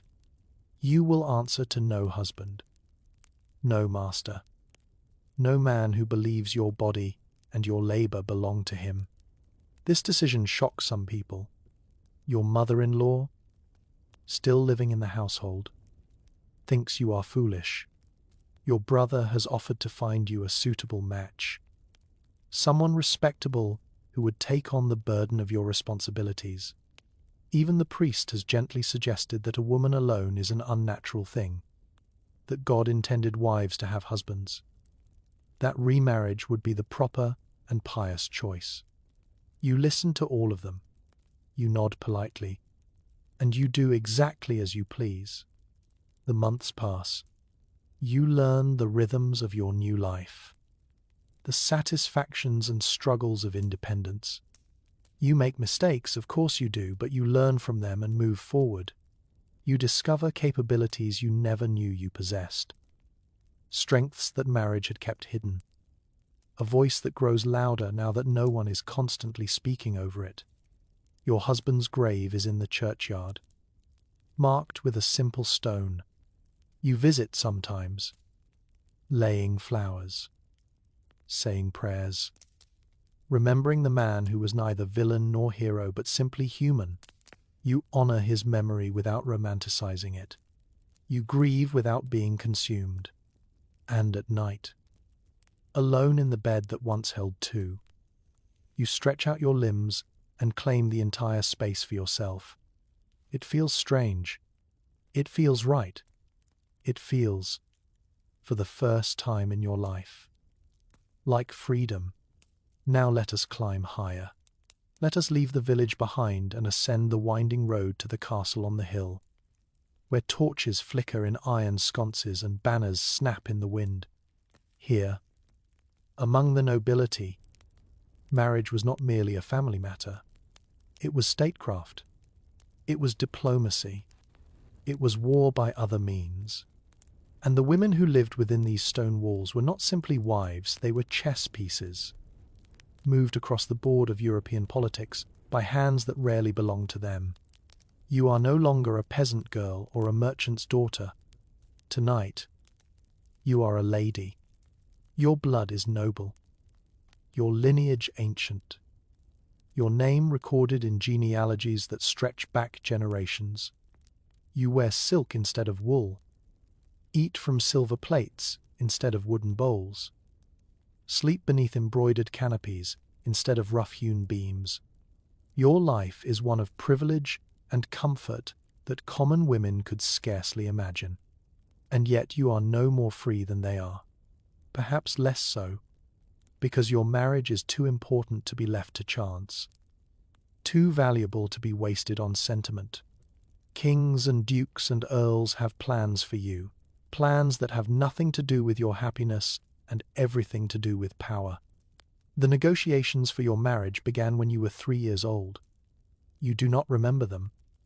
Of course, you were playing with dolls in the nursery while ambassadors crossed borders, while letters sealed with wax travelled between courts, while your father and a foreign king haggled over the terms of an alliance that would be sealed with your body. By the time you were 5, the betrothal was complete. By the time you were 12, you were sent across the sea to a country whose language you did not speak, to marry a prince you had never met, to become a queen in a land that would never quite feel like home. Here's a curious detail that historians often emphasize about noble marriages. The bride's consent was theoretically required, but in practice, it was virtually impossible to refuse. A princess who rejected a politically vital match would bring disgrace upon her family, potentially trigger diplomatic crises, and face consequences ranging from disinheritance to imprisonment in a convent. The pressure was immense. The expectations absolute. You said yes because there was no other word available to you. You think about the journey to your new country, the ship that carried you across grey waters, pitching and rolling while you vomited into a basin held by a lady in waiting, the foreign port where crowds gathered to glimpse their future queen, shouting words you could not understand, their faces curious and assessing, the long procession to the capital, through towns and villages where people lined the roads, throwing flowers and blessings at this stranger who would share their king's bed. Your husband was waiting in the great hall of his palace. He was older than you expected, nearly 40 to your 14 years. His hair was already greying, his face lined with the marks of a life spent in battle and politics. He looked at you the way a man looks at a horse he is considering purchasing, evaluating, calculating, searching for flaws. You curtsied as you had been taught. He nodded, apparently satisfied. And just like that, the transaction was complete. The wedding was magnificent. Hundreds of guests, weeks of celebration, enough food and wine to feed an army. Poets composed verses in your honor. Musicians played through the night. Fireworks exploded over the castle, painting the sky in colors you had never seen. Everyone agreed it was a triumph, a masterpiece of royal pageantry. You remember almost none of it. You remember only the terror, the loneliness, the desperate wish that your mother was there to hold your hand. She was not. Of course, she had died the previous winter, and you had not even been permitted to attend her funeral. Duty came first.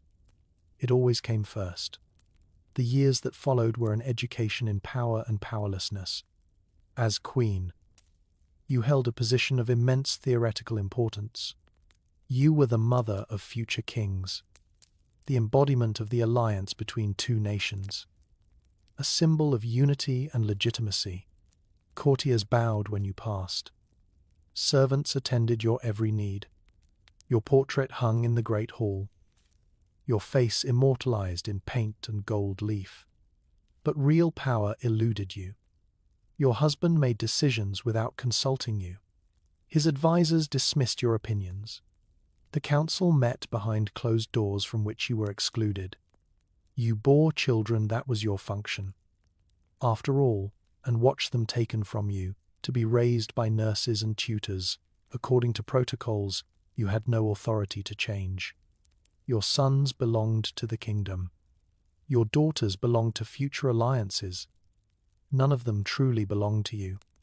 Historians still argue about the influence wielded by medieval queens. Some researchers point to examples of extraordinary women who shaped policy, commanded armies, ruled as regents for absent or minor kings. Eleanor of Aquitaine, who accompanied her first husband on crusade and later helped her sons rebel against her second. Margaret of Anjou, who led the Lancastrian cause through the Wars of the Roses with fierce determination. Isabella of France, who invaded England and deposed her own husband. These women proved that royal blood could carry power as well as obligation.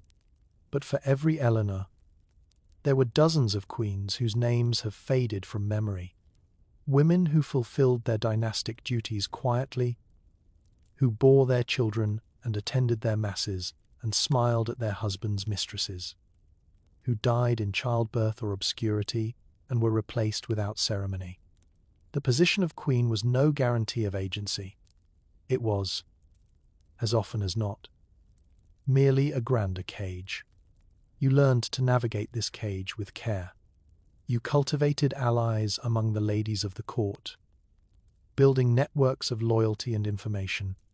You patronized artists and scholars, surrounding yourself with beauty and intellect that nourished your starving mind. You wrote letters to your siblings in your native tongue, maintaining connections to the homeland you would never see again. You found small pleasures, a garden where you could walk alone, a chapel where you could pray in peace, a library where you could lose yourself in books that asked nothing of you but attention. And you watched. You watched everything. You learned the rhythms of the court, the rivalries and alliances, the subtle shifts in power that could mean the difference between favor and disgrace. You learned who could be trusted and who would betray you without hesitation. You learned to smile when you wanted to scream, to agree when you wanted to argue, to perform the role of gracious queen while your true self retreated to somewhere deep and hidden where no one could touch it. Your husband died eventually. They all do. A hunting accident, quick and bloody, leaving you a widow in a foreign land with a son too young to rule.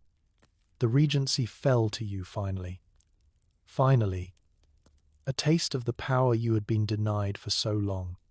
You governed wisely, or tried to. You made alliances, suppressed rebellions, navigated the endless treachery of nobles who resented taking orders from a woman. You kept your son's throne safe until he was old enough to claim it. And then, when your work was done, you retired to a small castle in the countryside. The great game of politics continued without you. Younger queens took your place. Fresh chess pieces moved into position. You tended your garden, read your books, wrote letters to grandchildren you would never meet. The stone walls of your castle are cold, even in summer.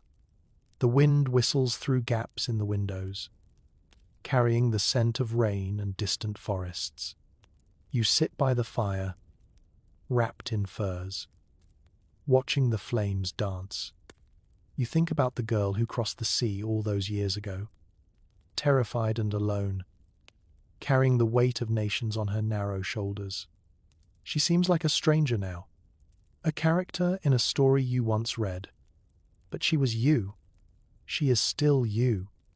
And everything you survived, the loneliness, the powerlessness, the endless performance of a role you never chose, has brought you here, to this quiet room, this crackling fire, this hard-won peace.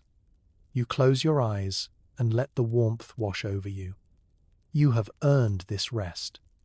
Now let us descend again, down from the castle, down from the silk and silver and political intrigue, back to the village where most medieval women lived their lives, back to the mud and the labor and the relentless struggle for survival. Because for every noblewoman traded between kingdoms, there were thousands of peasant wives whose marriages were simpler, rougher, and in some ways more honest. You are a peasant now. Your hands are calloused. Your back is bent. Your face weathered by sun and wind and years of working the land. You do not wear silk. You have never touched silk, have only glimpsed it once on a lady passing through the village in a fine carriage.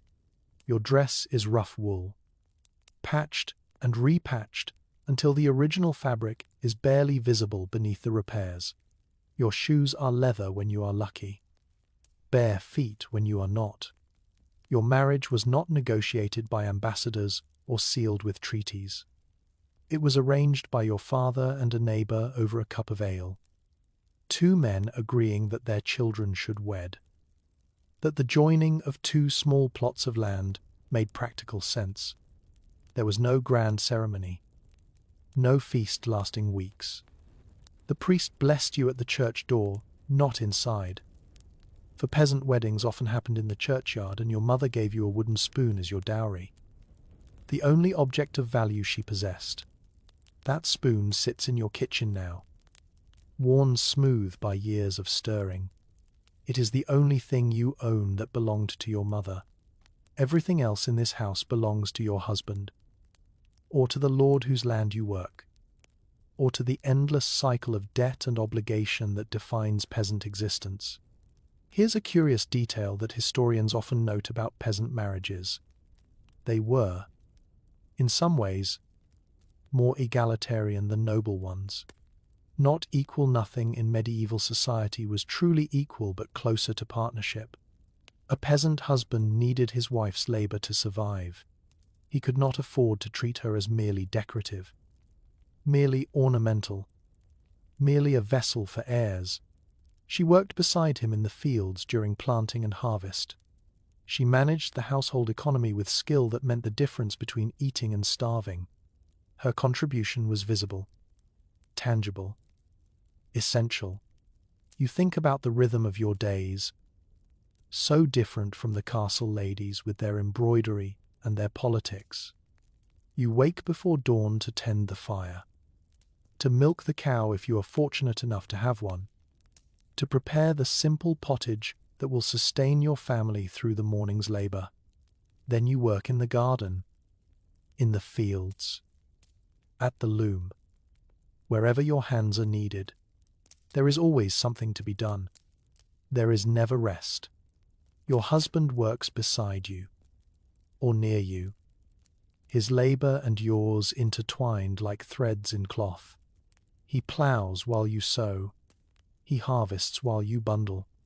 He repairs the roof while you patch the walls with mud and straw. You argue sometimes, of course you do, about money, about the children, about his drinking or your spending or the pig that got into the neighbor's garden. But the arguments pass, and the work continues. Because there is no time for prolonged conflict when survival demands cooperation. The children come, one after another. Some live, some do not. You bury the ones who die in the churchyard, weeping over graves so small they break your heart. Then return to work because the living still need to eat. The ones who survive grow quickly, put to work as soon as their small hands can manage useful tasks. Your daughter learns to spin at 5, to cook at 7, to manage a household by 10. Your son follows his father to the fields, learning the rhythms of planting and harvest that will define his life as they defined yours. Historians still argue about the quality of life for medieval peasant women. Some researchers emphasize the grinding poverty, the back-breaking labor, the short life expectancies and high mortality rates that made peasant existence a constant struggle. Others point to evidence of community, of celebration, of genuine joy found in simple pleasures, festivals, and feast days. The warmth of family, the satisfaction of work well done. The truth contains both. Peasant life was hard, yes, but it was also life, full and complicated, and not without its moments of happiness. You have known happiness. You have known the satisfaction of a good harvest. The bins full, the winter stores secure. You have known the pleasure of dancing at the midsummer fair, your husband's arm around your waist, music and laughter filling the warm night air. You have known the fierce love of watching your children grow, seeing your own features reflected in their faces, teaching them the skills that will help them survive.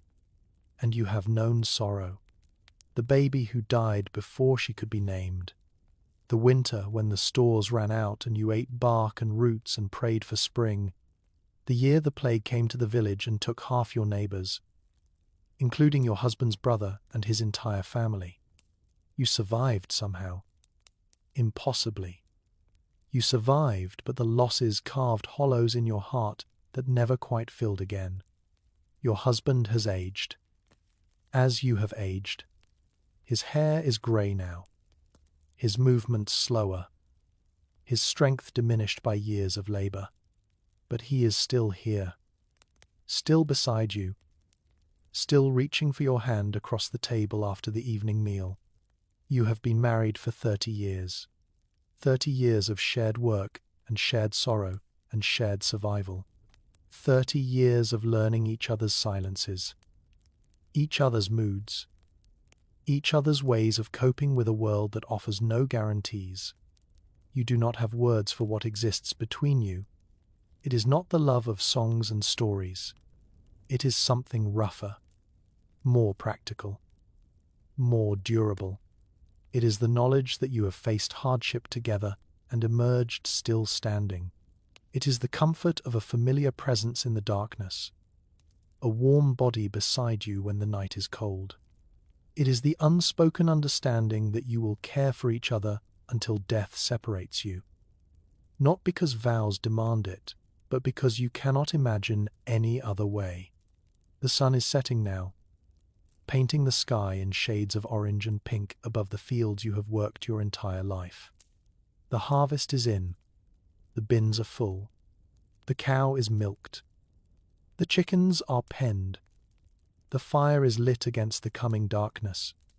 Your husband sits in his chair by the hearth, whittling something, a toy for your grandson, perhaps, or a tool handle to replace one that broke.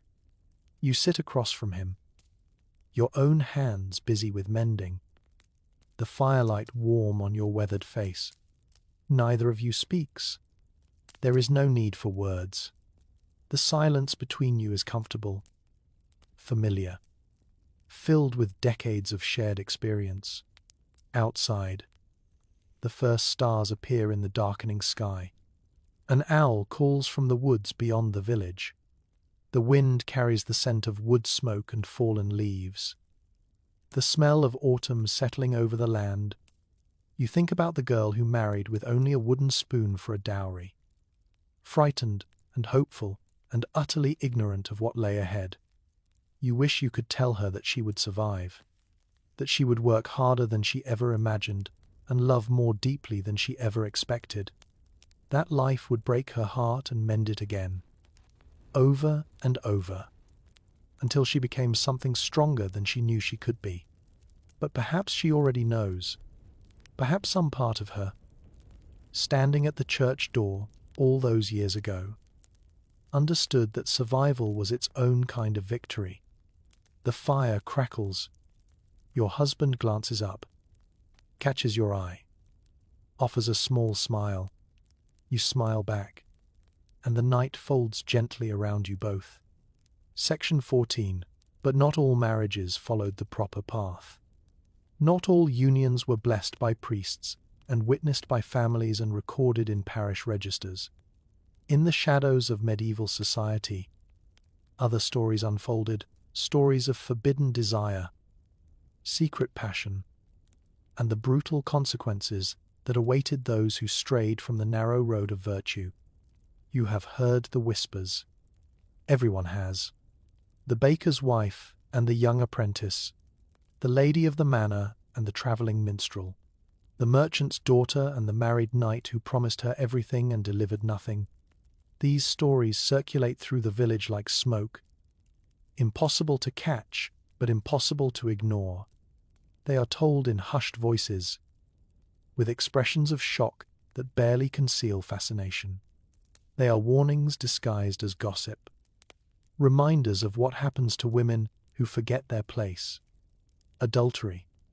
The word itself carries weight, heavy with judgment and danger. In the medieval world, it was not merely a sin against God, though it was certainly that. It was a crime against property, against lineage, against the entire social order that depended on knowing whose children belonged to whom. A wife who strayed threatened to corrupt her husband's bloodline, to introduce a cuckoo into the nest, to make a fool of the man who was supposed to be her master. The punishments reflected this gravity. They varied by time and place, by the status of the parties involved, by the whims of local lords and the interpretations of local courts. But they were rarely gentle. Here's a curious detail that often shocks modern listeners. In some regions, a husband who discovered his wife in the act of adultery had the legal right to kill both her and her lover on the spot. This was considered justified homicide, an understandable response to an unbearable dishonor. The law assumed that no reasonable man could be expected to restrain himself in such circumstances. The law made murder acceptable, even admirable, in the defense of masculine pride. You feel a chill as you consider this. The casual brutality of it. The way a woman's life could be ended in a moment of rage, with the law's blessing, simply because she had sought pleasure or affection outside her marriage. It did not matter why she strayed. It did not matter if her husband was cruel or neglectful or absent. It did not matter if she had been forced into the marriage against her will. Her body belonged to her husband. Her betrayal was punishable by death. Those who escaped immediate violence faced other consequences. Public shaming was common, the ritual humiliation designed to mark the adulteress as fallen, to warn other women of the fate that awaited transgression. In some places, the guilty woman was paraded through the streets, stripped or dressed in rags, pelted with refuse by her neighbors. In others, she was forced to wear a visible sign of her shame, a particular color, a specific garment, a brand or mark that identified her sin to anyone who looked. The church offered its own punishments. Penance for adultery was severe years of fasting, of prayer, of exclusion from the sacraments. The adulteress was expected to perform public acts of contrition to demonstrate her remorse before the community she had scandalized. Her soul might eventually be forgiven, but her reputation never would be. She would carry the stain of her transgression for the rest of her life, whispered about long after the passion that sparked her fall had faded to ash. And what of the men? Historians still argue about the double standard that pervaded medieval attitudes toward infidelity. A wife's adultery was a catastrophe, a fundamental violation of the social order. A husband's adultery was regrettable, perhaps, but understandable. Men had needs. Men were weak in the face of temptation. Men could stray without threatening the legitimacy of their heirs, since any children born of their affairs would belong to other men's households. This asymmetry was everywhere. A husband could keep a mistress with relative impunity. He might face disapproval from the church, mild censure from his peers, perhaps a few extra prayers assigned by his confessor, but he would not be paraded through the streets. He would not be killed in a fit of justified rage. He would not see his life destroyed by a single indiscretion. You think about the women you have known who walked this dangerous path. The young wife, married at 14 to a man 3 times her age, who found comfort in the arms of a servant closer to her own years. She was caught. Of course, she was always going to be caught. Servants talk. Neighbors watch. Privacy is a luxury that medieval life rarely affords. Her husband beat her so badly she could not walk for a month. The servant disappeared, sold. Some said, or killed quietly and buried in an unmarked grave. Or the widow who took a lover after her husband's death, seeking pleasure without the constraints of marriage. She was not. Technically, committing adultery, she had no husband to betray, but the village judged her anyway. A respectable widow should mourn, should pray, should dedicate herself to pious works and the memory of her departed spouse. This widow, with her laughter and her lover and her refusal to perform proper grief, was an affront to decency. She found herself increasingly isolated, excluded from gatherings, denied the small courtesies that made village life bearable. Not all forbidden loves ended in disaster. Some couples managed to keep their secrets, to steal moments of connection without detection. Some affairs burned bright and brief, ending before suspicion could solidify into proof. Some women loved dangerously and escaped unscathed, their transgressions known only to themselves and the partners who shared their risk. But the danger was always present. The fear of discovery shaped every encounter, sharpened every pleasure with the edge of potential catastrophe. To love outside of marriage was to gamble with your life, your reputation, your place in the only community you had ever known. You wonder what drove them to it. The lonely wife, the neglected bride, the woman trapped in a marriage she never wanted, with a man she could never love. Was it desperation? Was it defiance?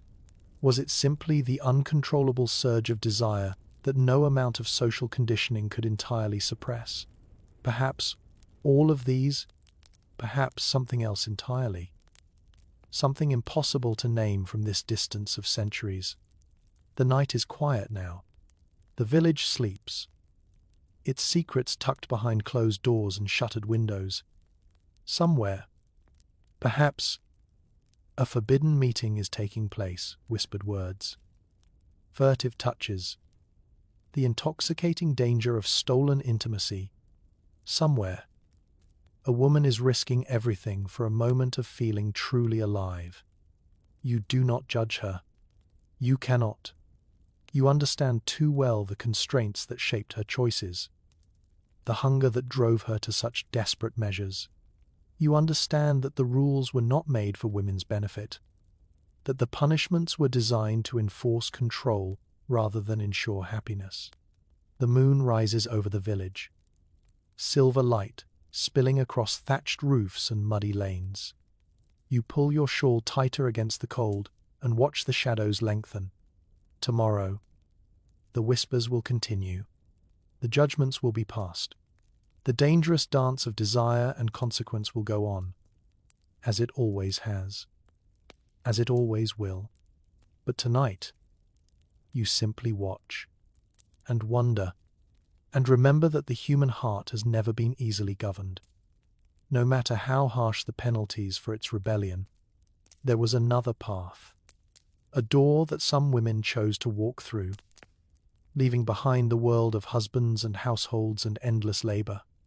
A door that led to stone walls and quiet cloisters, to prayers sung at midnight and vows spoken not to any man but to God himself.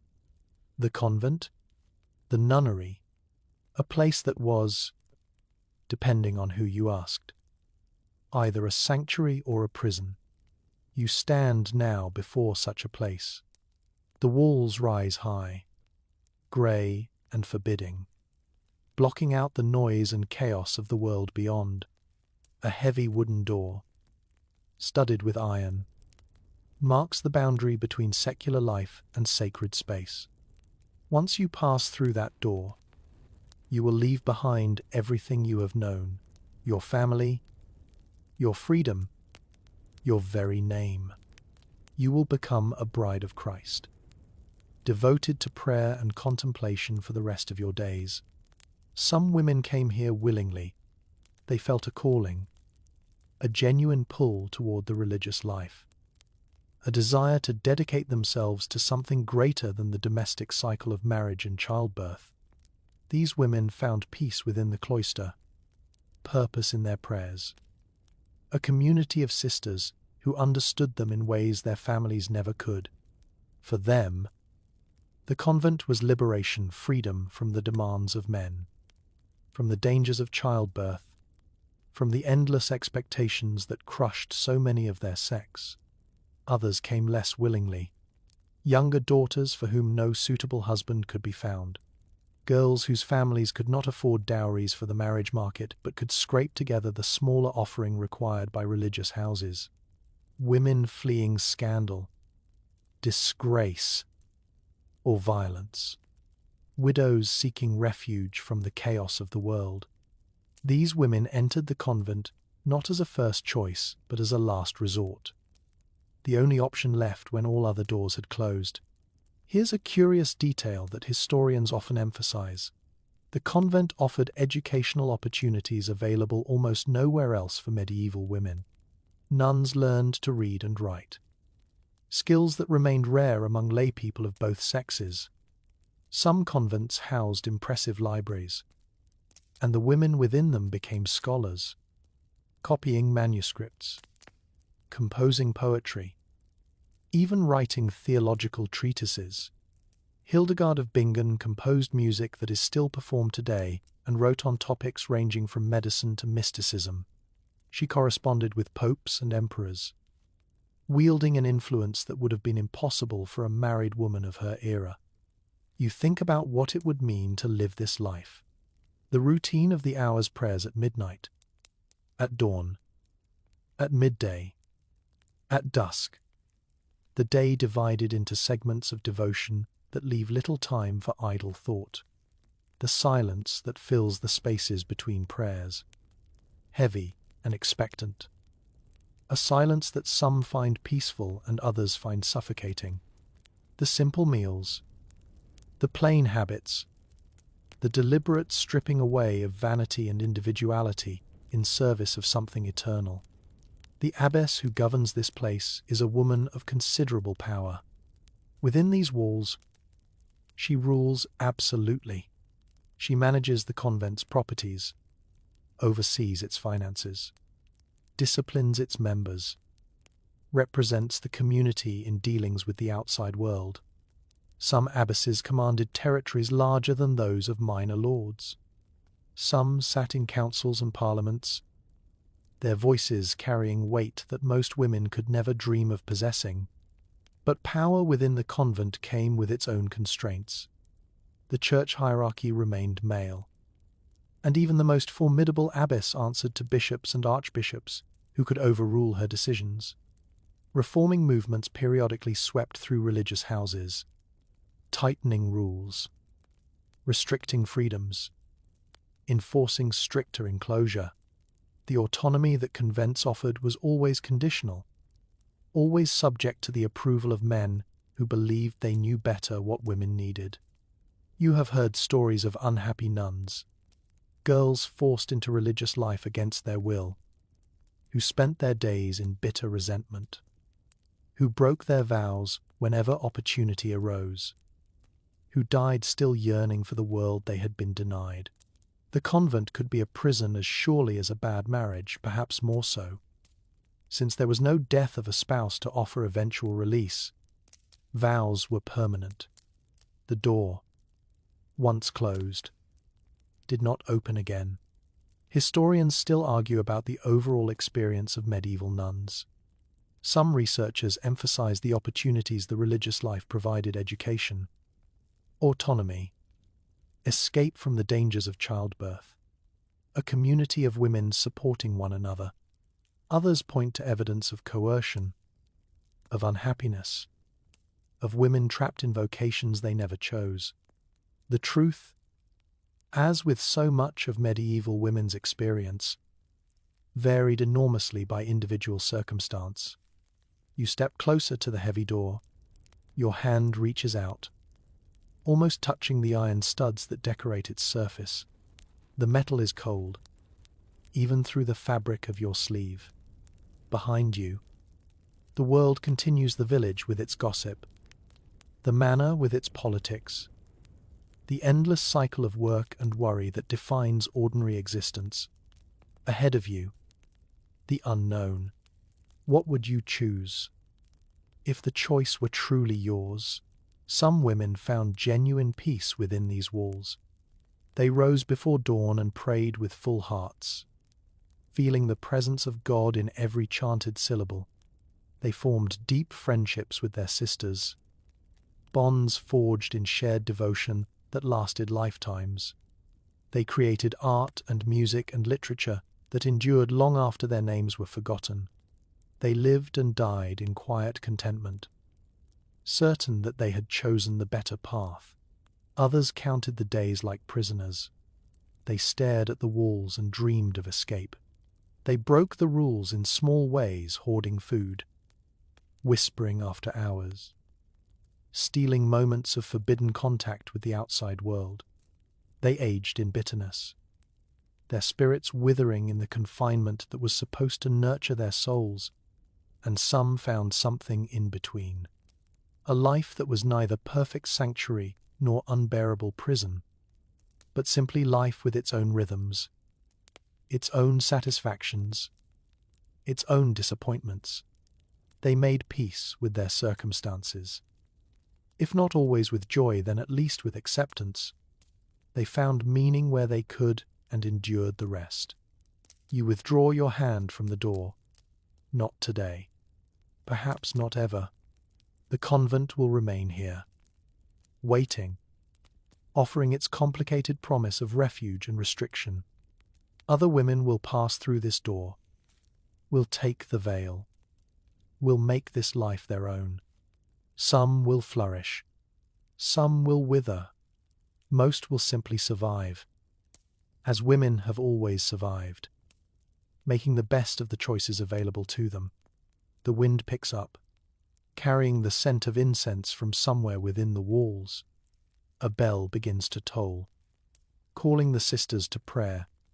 You hear their voices rising in the distance, faint and ethereal, a sound from another world. You turn away and begin the walk back to the village. The path is muddy, the sky threatening rain. Your ordinary life waits for you, the husband, the children, the endless labor, the small joys and persistent sorrows. It is not a perfect life, but it is yours. You chose it, or it chose you, and now you must live it as best you can. Behind you, the convent door remains closed. The prayers continue, and the medieval world spins on, offering women their limited array of options, demanding that each one find her own way through.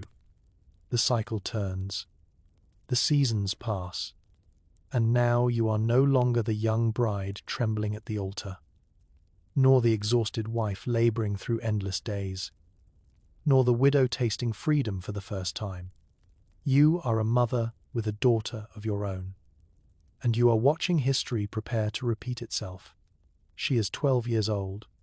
Your daughter, she has your eyes, your grandmother's stubborn chin, her father's habit of humming while she works. She still plays sometimes, when she thinks no one is watching, chasing the cat through the garden, building little castles from mud and sticks, laughing at nothing in particular with the pure joy of childhood. But those moments are becoming rarer. You see her changing, her body shifting into unfamiliar shapes, her mood swinging between giddiness and inexplicable sorrow. She is becoming a woman, and you know what that means. The conversations have already begun. Your husband mentioned a neighbor's son, a good family, solid land holdings, a boy who seems steady and kind. Nothing is settled yet, he assured you. Just talk, just possibilities. But you recognize the tone. You remember your own father using that same careful voice, that same pretense of casual speculation. In the months before your own betrothal was announced, you look at your daughter and you see yourself, 20 years ago, standing on the threshold of a future she did not choose. The same fear you felt is waiting for her, the same uncertainty, the same surrender to forces beyond her control. Here's a curious detail that breaks your heart a little. You will help arrange this marriage. You, who know better than anyone what it means to be traded like livestock, will participate in trading your own daughter. You will negotiate with the boy's mother about dowry and dower. You will assess the family's reputation, their wealth, their treatment of women. You will try to find her a good match, the best match possible within your limited options, because you know that a good match is the closest thing to protection you can offer her. This is how it has always been. Mothers preparing daughters for the same fate they endured, passing down not just skills and recipes but survival strategies, coping mechanisms, the hard-won wisdom of women who learned to find space within suffocating constraints. You will teach her what your mother taught you, and what her mother taught her, and what generations of women stretching back into the mists of time have taught their daughters since marriage was invented. You will teach her to read her husband's moods, to sense when anger is building, to soothe before the storm breaks. You will teach her to manage a household, to stretch resources, to make something from nothing when times are lean. You will teach her to protect herself during childbirth as much as any woman can, which herbs to take, which prayers to say, which midwives to trust. You will teach her to find joy in small things, because the large joys may never come. And you will teach her to endure. Above all else, you will teach her to endure. The fire crackles in the hearth. Your daughter sits beside you, her hands busy with the embroidery you are teaching her. Her stitches are still uneven, still clumsy, but she is learning. She is always learning. Her eyes are focused on the fabric, her tongue poking out slightly in concentration. And in this moment she looks so young, so innocent, so utterly unaware of what awaits her. You want to protect her. The urge is overwhelming. Almost physical, a tightness in your chest, a burning behind your eyes. You want to wrap your arms around her and hold her safe from everything. From the husband who might be cruel, from the childbirth that might kill her, from the 1,000 daily indignities that women are expected to accept without complaint. But you cannot protect her. Not really. The world is what it is. The rules are what they are. All you can do is prepare her as best you can and pray that fate will be kind. Historians still argue about whether medieval mothers felt conflicted about perpetuating a system that constrained their daughters as it had constrained them. Some researchers suggest that most women accepted the social order as natural and inevitable, never questioning the assumptions that shaped their lives. Others point to evidence of resistance, of mothers who fought for better matches, who delayed marriages as long as possible, who taught their daughters subtle forms of rebellion alongside the overt lessons in submission. You think the truth is simpler and more complicated than either view allows. You love your daughter. You want her to be happy. You also want her to survive. And in this world, survival often requires accepting things that happiness would reject. You navigate between these imperatives as best you can, making compromises that satisfy neither fully, hoping that somehow it will be enough. Your daughter looks up from her embroidery. She has pricked her finger, a tiny bead of blood welling on her skin. You take her hand, press the wound to your lips, taste the copper warmth of her blood. Such a small hurt, such a minor pain. You wish all her hurts could be this easily soothed. She smiles at you, trusting, unworried. She does not know yet about the neighbor's son. She does not know that her childhood is ending, that the negotiations are beginning, that her future is being shaped in conversations she is not permitted to hear. She knows only this moment, the warmth of the fire, the comfort of your presence, the small challenge of the embroidery in her hands. You smile back. You do not tell her. Not yet. There will be time for truth later. Time for fear and resignation and the long process of acceptance. For now, let her have this peace. Let her have these last moments of unknowing. This final stretch of something almost like freedom. The night deepens around you. The fire burns lower. Your daughter yawns, her eyes growing heavy, her embroidery forgotten in her lap. You take the needle from her hand before she can prick herself again. Set the fabric aside. Smooth the hair from her forehead with a gesture so automatic you barely notice you are doing it. She leans against you, warm and trusting, and you wrap your arm around her thin shoulders. Her breathing slows. Her body grows heavy with approaching sleep. You hold her and you remember. You remember being held like this. Long ago, before everything changed, you remember your own mother's arms, your own mother's warmth, the safety that existed only in childhood, only in ignorance, only in the brief, bright space before the world closed in. Tears slip down your cheeks, silent, unseen. You do not wipe them away. You let them fall. These tears for your daughter, for yourself, for all the women who came before and all who will come after, caught in the same ancient pattern, the same cycle of love and loss and endurance. Your daughter sleeps, the fire dims, and the wheel keeps turning, as it always has, as it always will. And so we come to the end of our journey. The long night stretches behind us now, filled with the stories of women who lived and loved and suffered and survived in a world that offered them so little and demanded so much. You have walked in their shoes, felt the cold of their stone churches, tasted the fear of their wedding nights, known the weight of their endless labor. You have been bride and wife, mother and widow, peasant and queen. You have seen the convent walls and the birthing chamber, the hostile household and the rare moments of tenderness. You have lived, for these few hours, the lives that countless medieval women lived for entire lifetimes.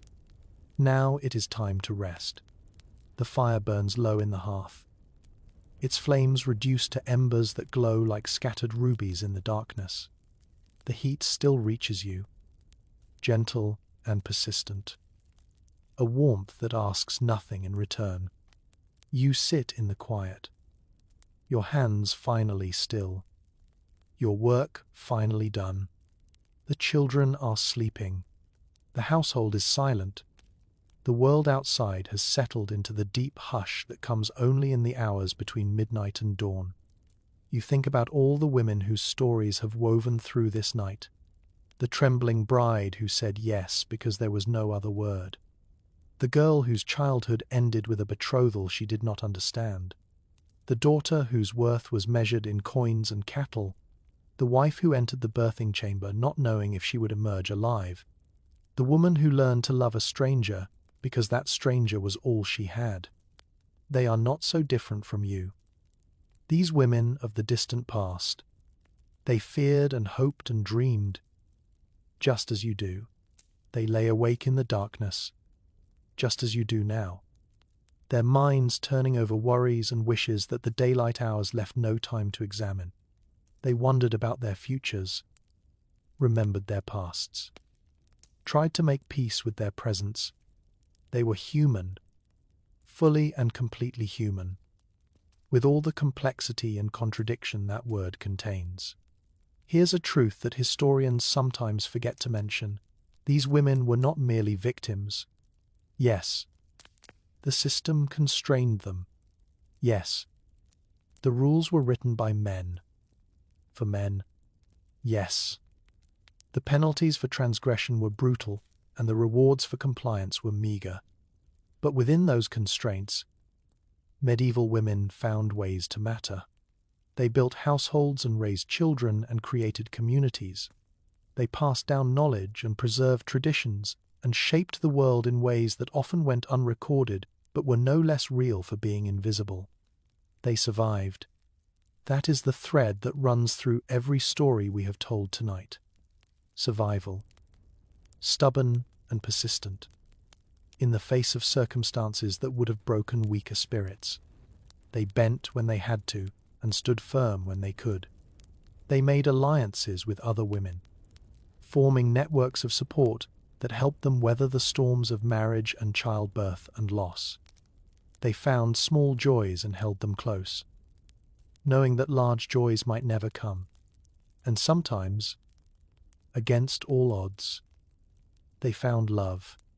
Not the love of troubadour songs, perhaps, but something more durable. The love that grows from shared struggle, from years of working side by side, from the simple fact of surviving together, the love that manifests in a hand reached across a table, a glance exchanged across a crowded room, A moment of understanding that needs no words. You feel that love now, or something like it. A connection to these women of the past. These strangers who are somehow also sisters. You have walked their paths and felt their fears and witnessed their small triumphs. You carry them with you now, their stories woven into your own, their endurance adding strength to yours. The embers shift in the hearth, sending up a brief flurry of sparks that dance like fireflies before fading into darkness. The room grows dimmer, the shadows deepen, and you feel your eyes growing heavy, your thoughts growing soft, your body relaxing into the peace that comes only with true exhaustion. This is how it felt for them. You realize this moment of release at the end of a long day, when the work is done and the worries can wait and sleep, finally seems possible. This small mercy that even the harshest life could not deny. They knew this feeling. These women of centuries past, they sank into it gratefully. Just as you are sinking now, the night holds you gently. Like a mother holding a tired child, you are safe here. In this quiet space between waking and sleeping. The cold cannot reach you. The fear cannot touch you. The endless demands of daily life have faded to distant whispers, barely audible over the soft rhythm of your own breathing. Let your shoulders drop. Let your jaw unclench. Let the tension drain from your muscles, flowing away like water into sand. There is nothing you need to do right now. Nothing you need to worry about. The morning will come soon enough, with its tasks and its troubles. But the morning is not yet here. This moment belongs to rest. Think of the women who came before you. Think of their strength, their resilience, their refusal to be entirely crushed by a world that valued them so little. Draw comfort from their example. They endured, and so will you. They found moments of peace, and so can you. They closed their eyes at the end of long nights and let sleep carry them to gentler places. And now you can do the same. The fire is almost out now. Just a few embers remain, glowing faintly in the darkness like distant stars. Their warmth lingers in the room, in your bones, in the soft blanket of drowsiness that settles over you. Warmth, hard-won and precious. Warmth that means more when you have fought for it, when you have known its absence, when you understand that it is never guaranteed. Your breathing slows, your heartbeat steadies. The stories of the night recede, folding themselves into dreams that will visit you gently, that will show you glimpses of those ancient lives without their pain, without their fear, only their beauty and their strength. Sleep now. Sleep as they once slept. Those medieval women, those wives and mothers and daughters and widows. Sleep knowing that you have honored their memory by walking their paths, by feeling their struggles, by refusing to forget them. The silence deepens. The darkness wraps around you like velvet, and somewhere, across the vast distance of centuries, a woman just like you closes her eyes and surrenders to the same gentle tide. Rest now. The long night has ended. Sleep well. Sweet dreams.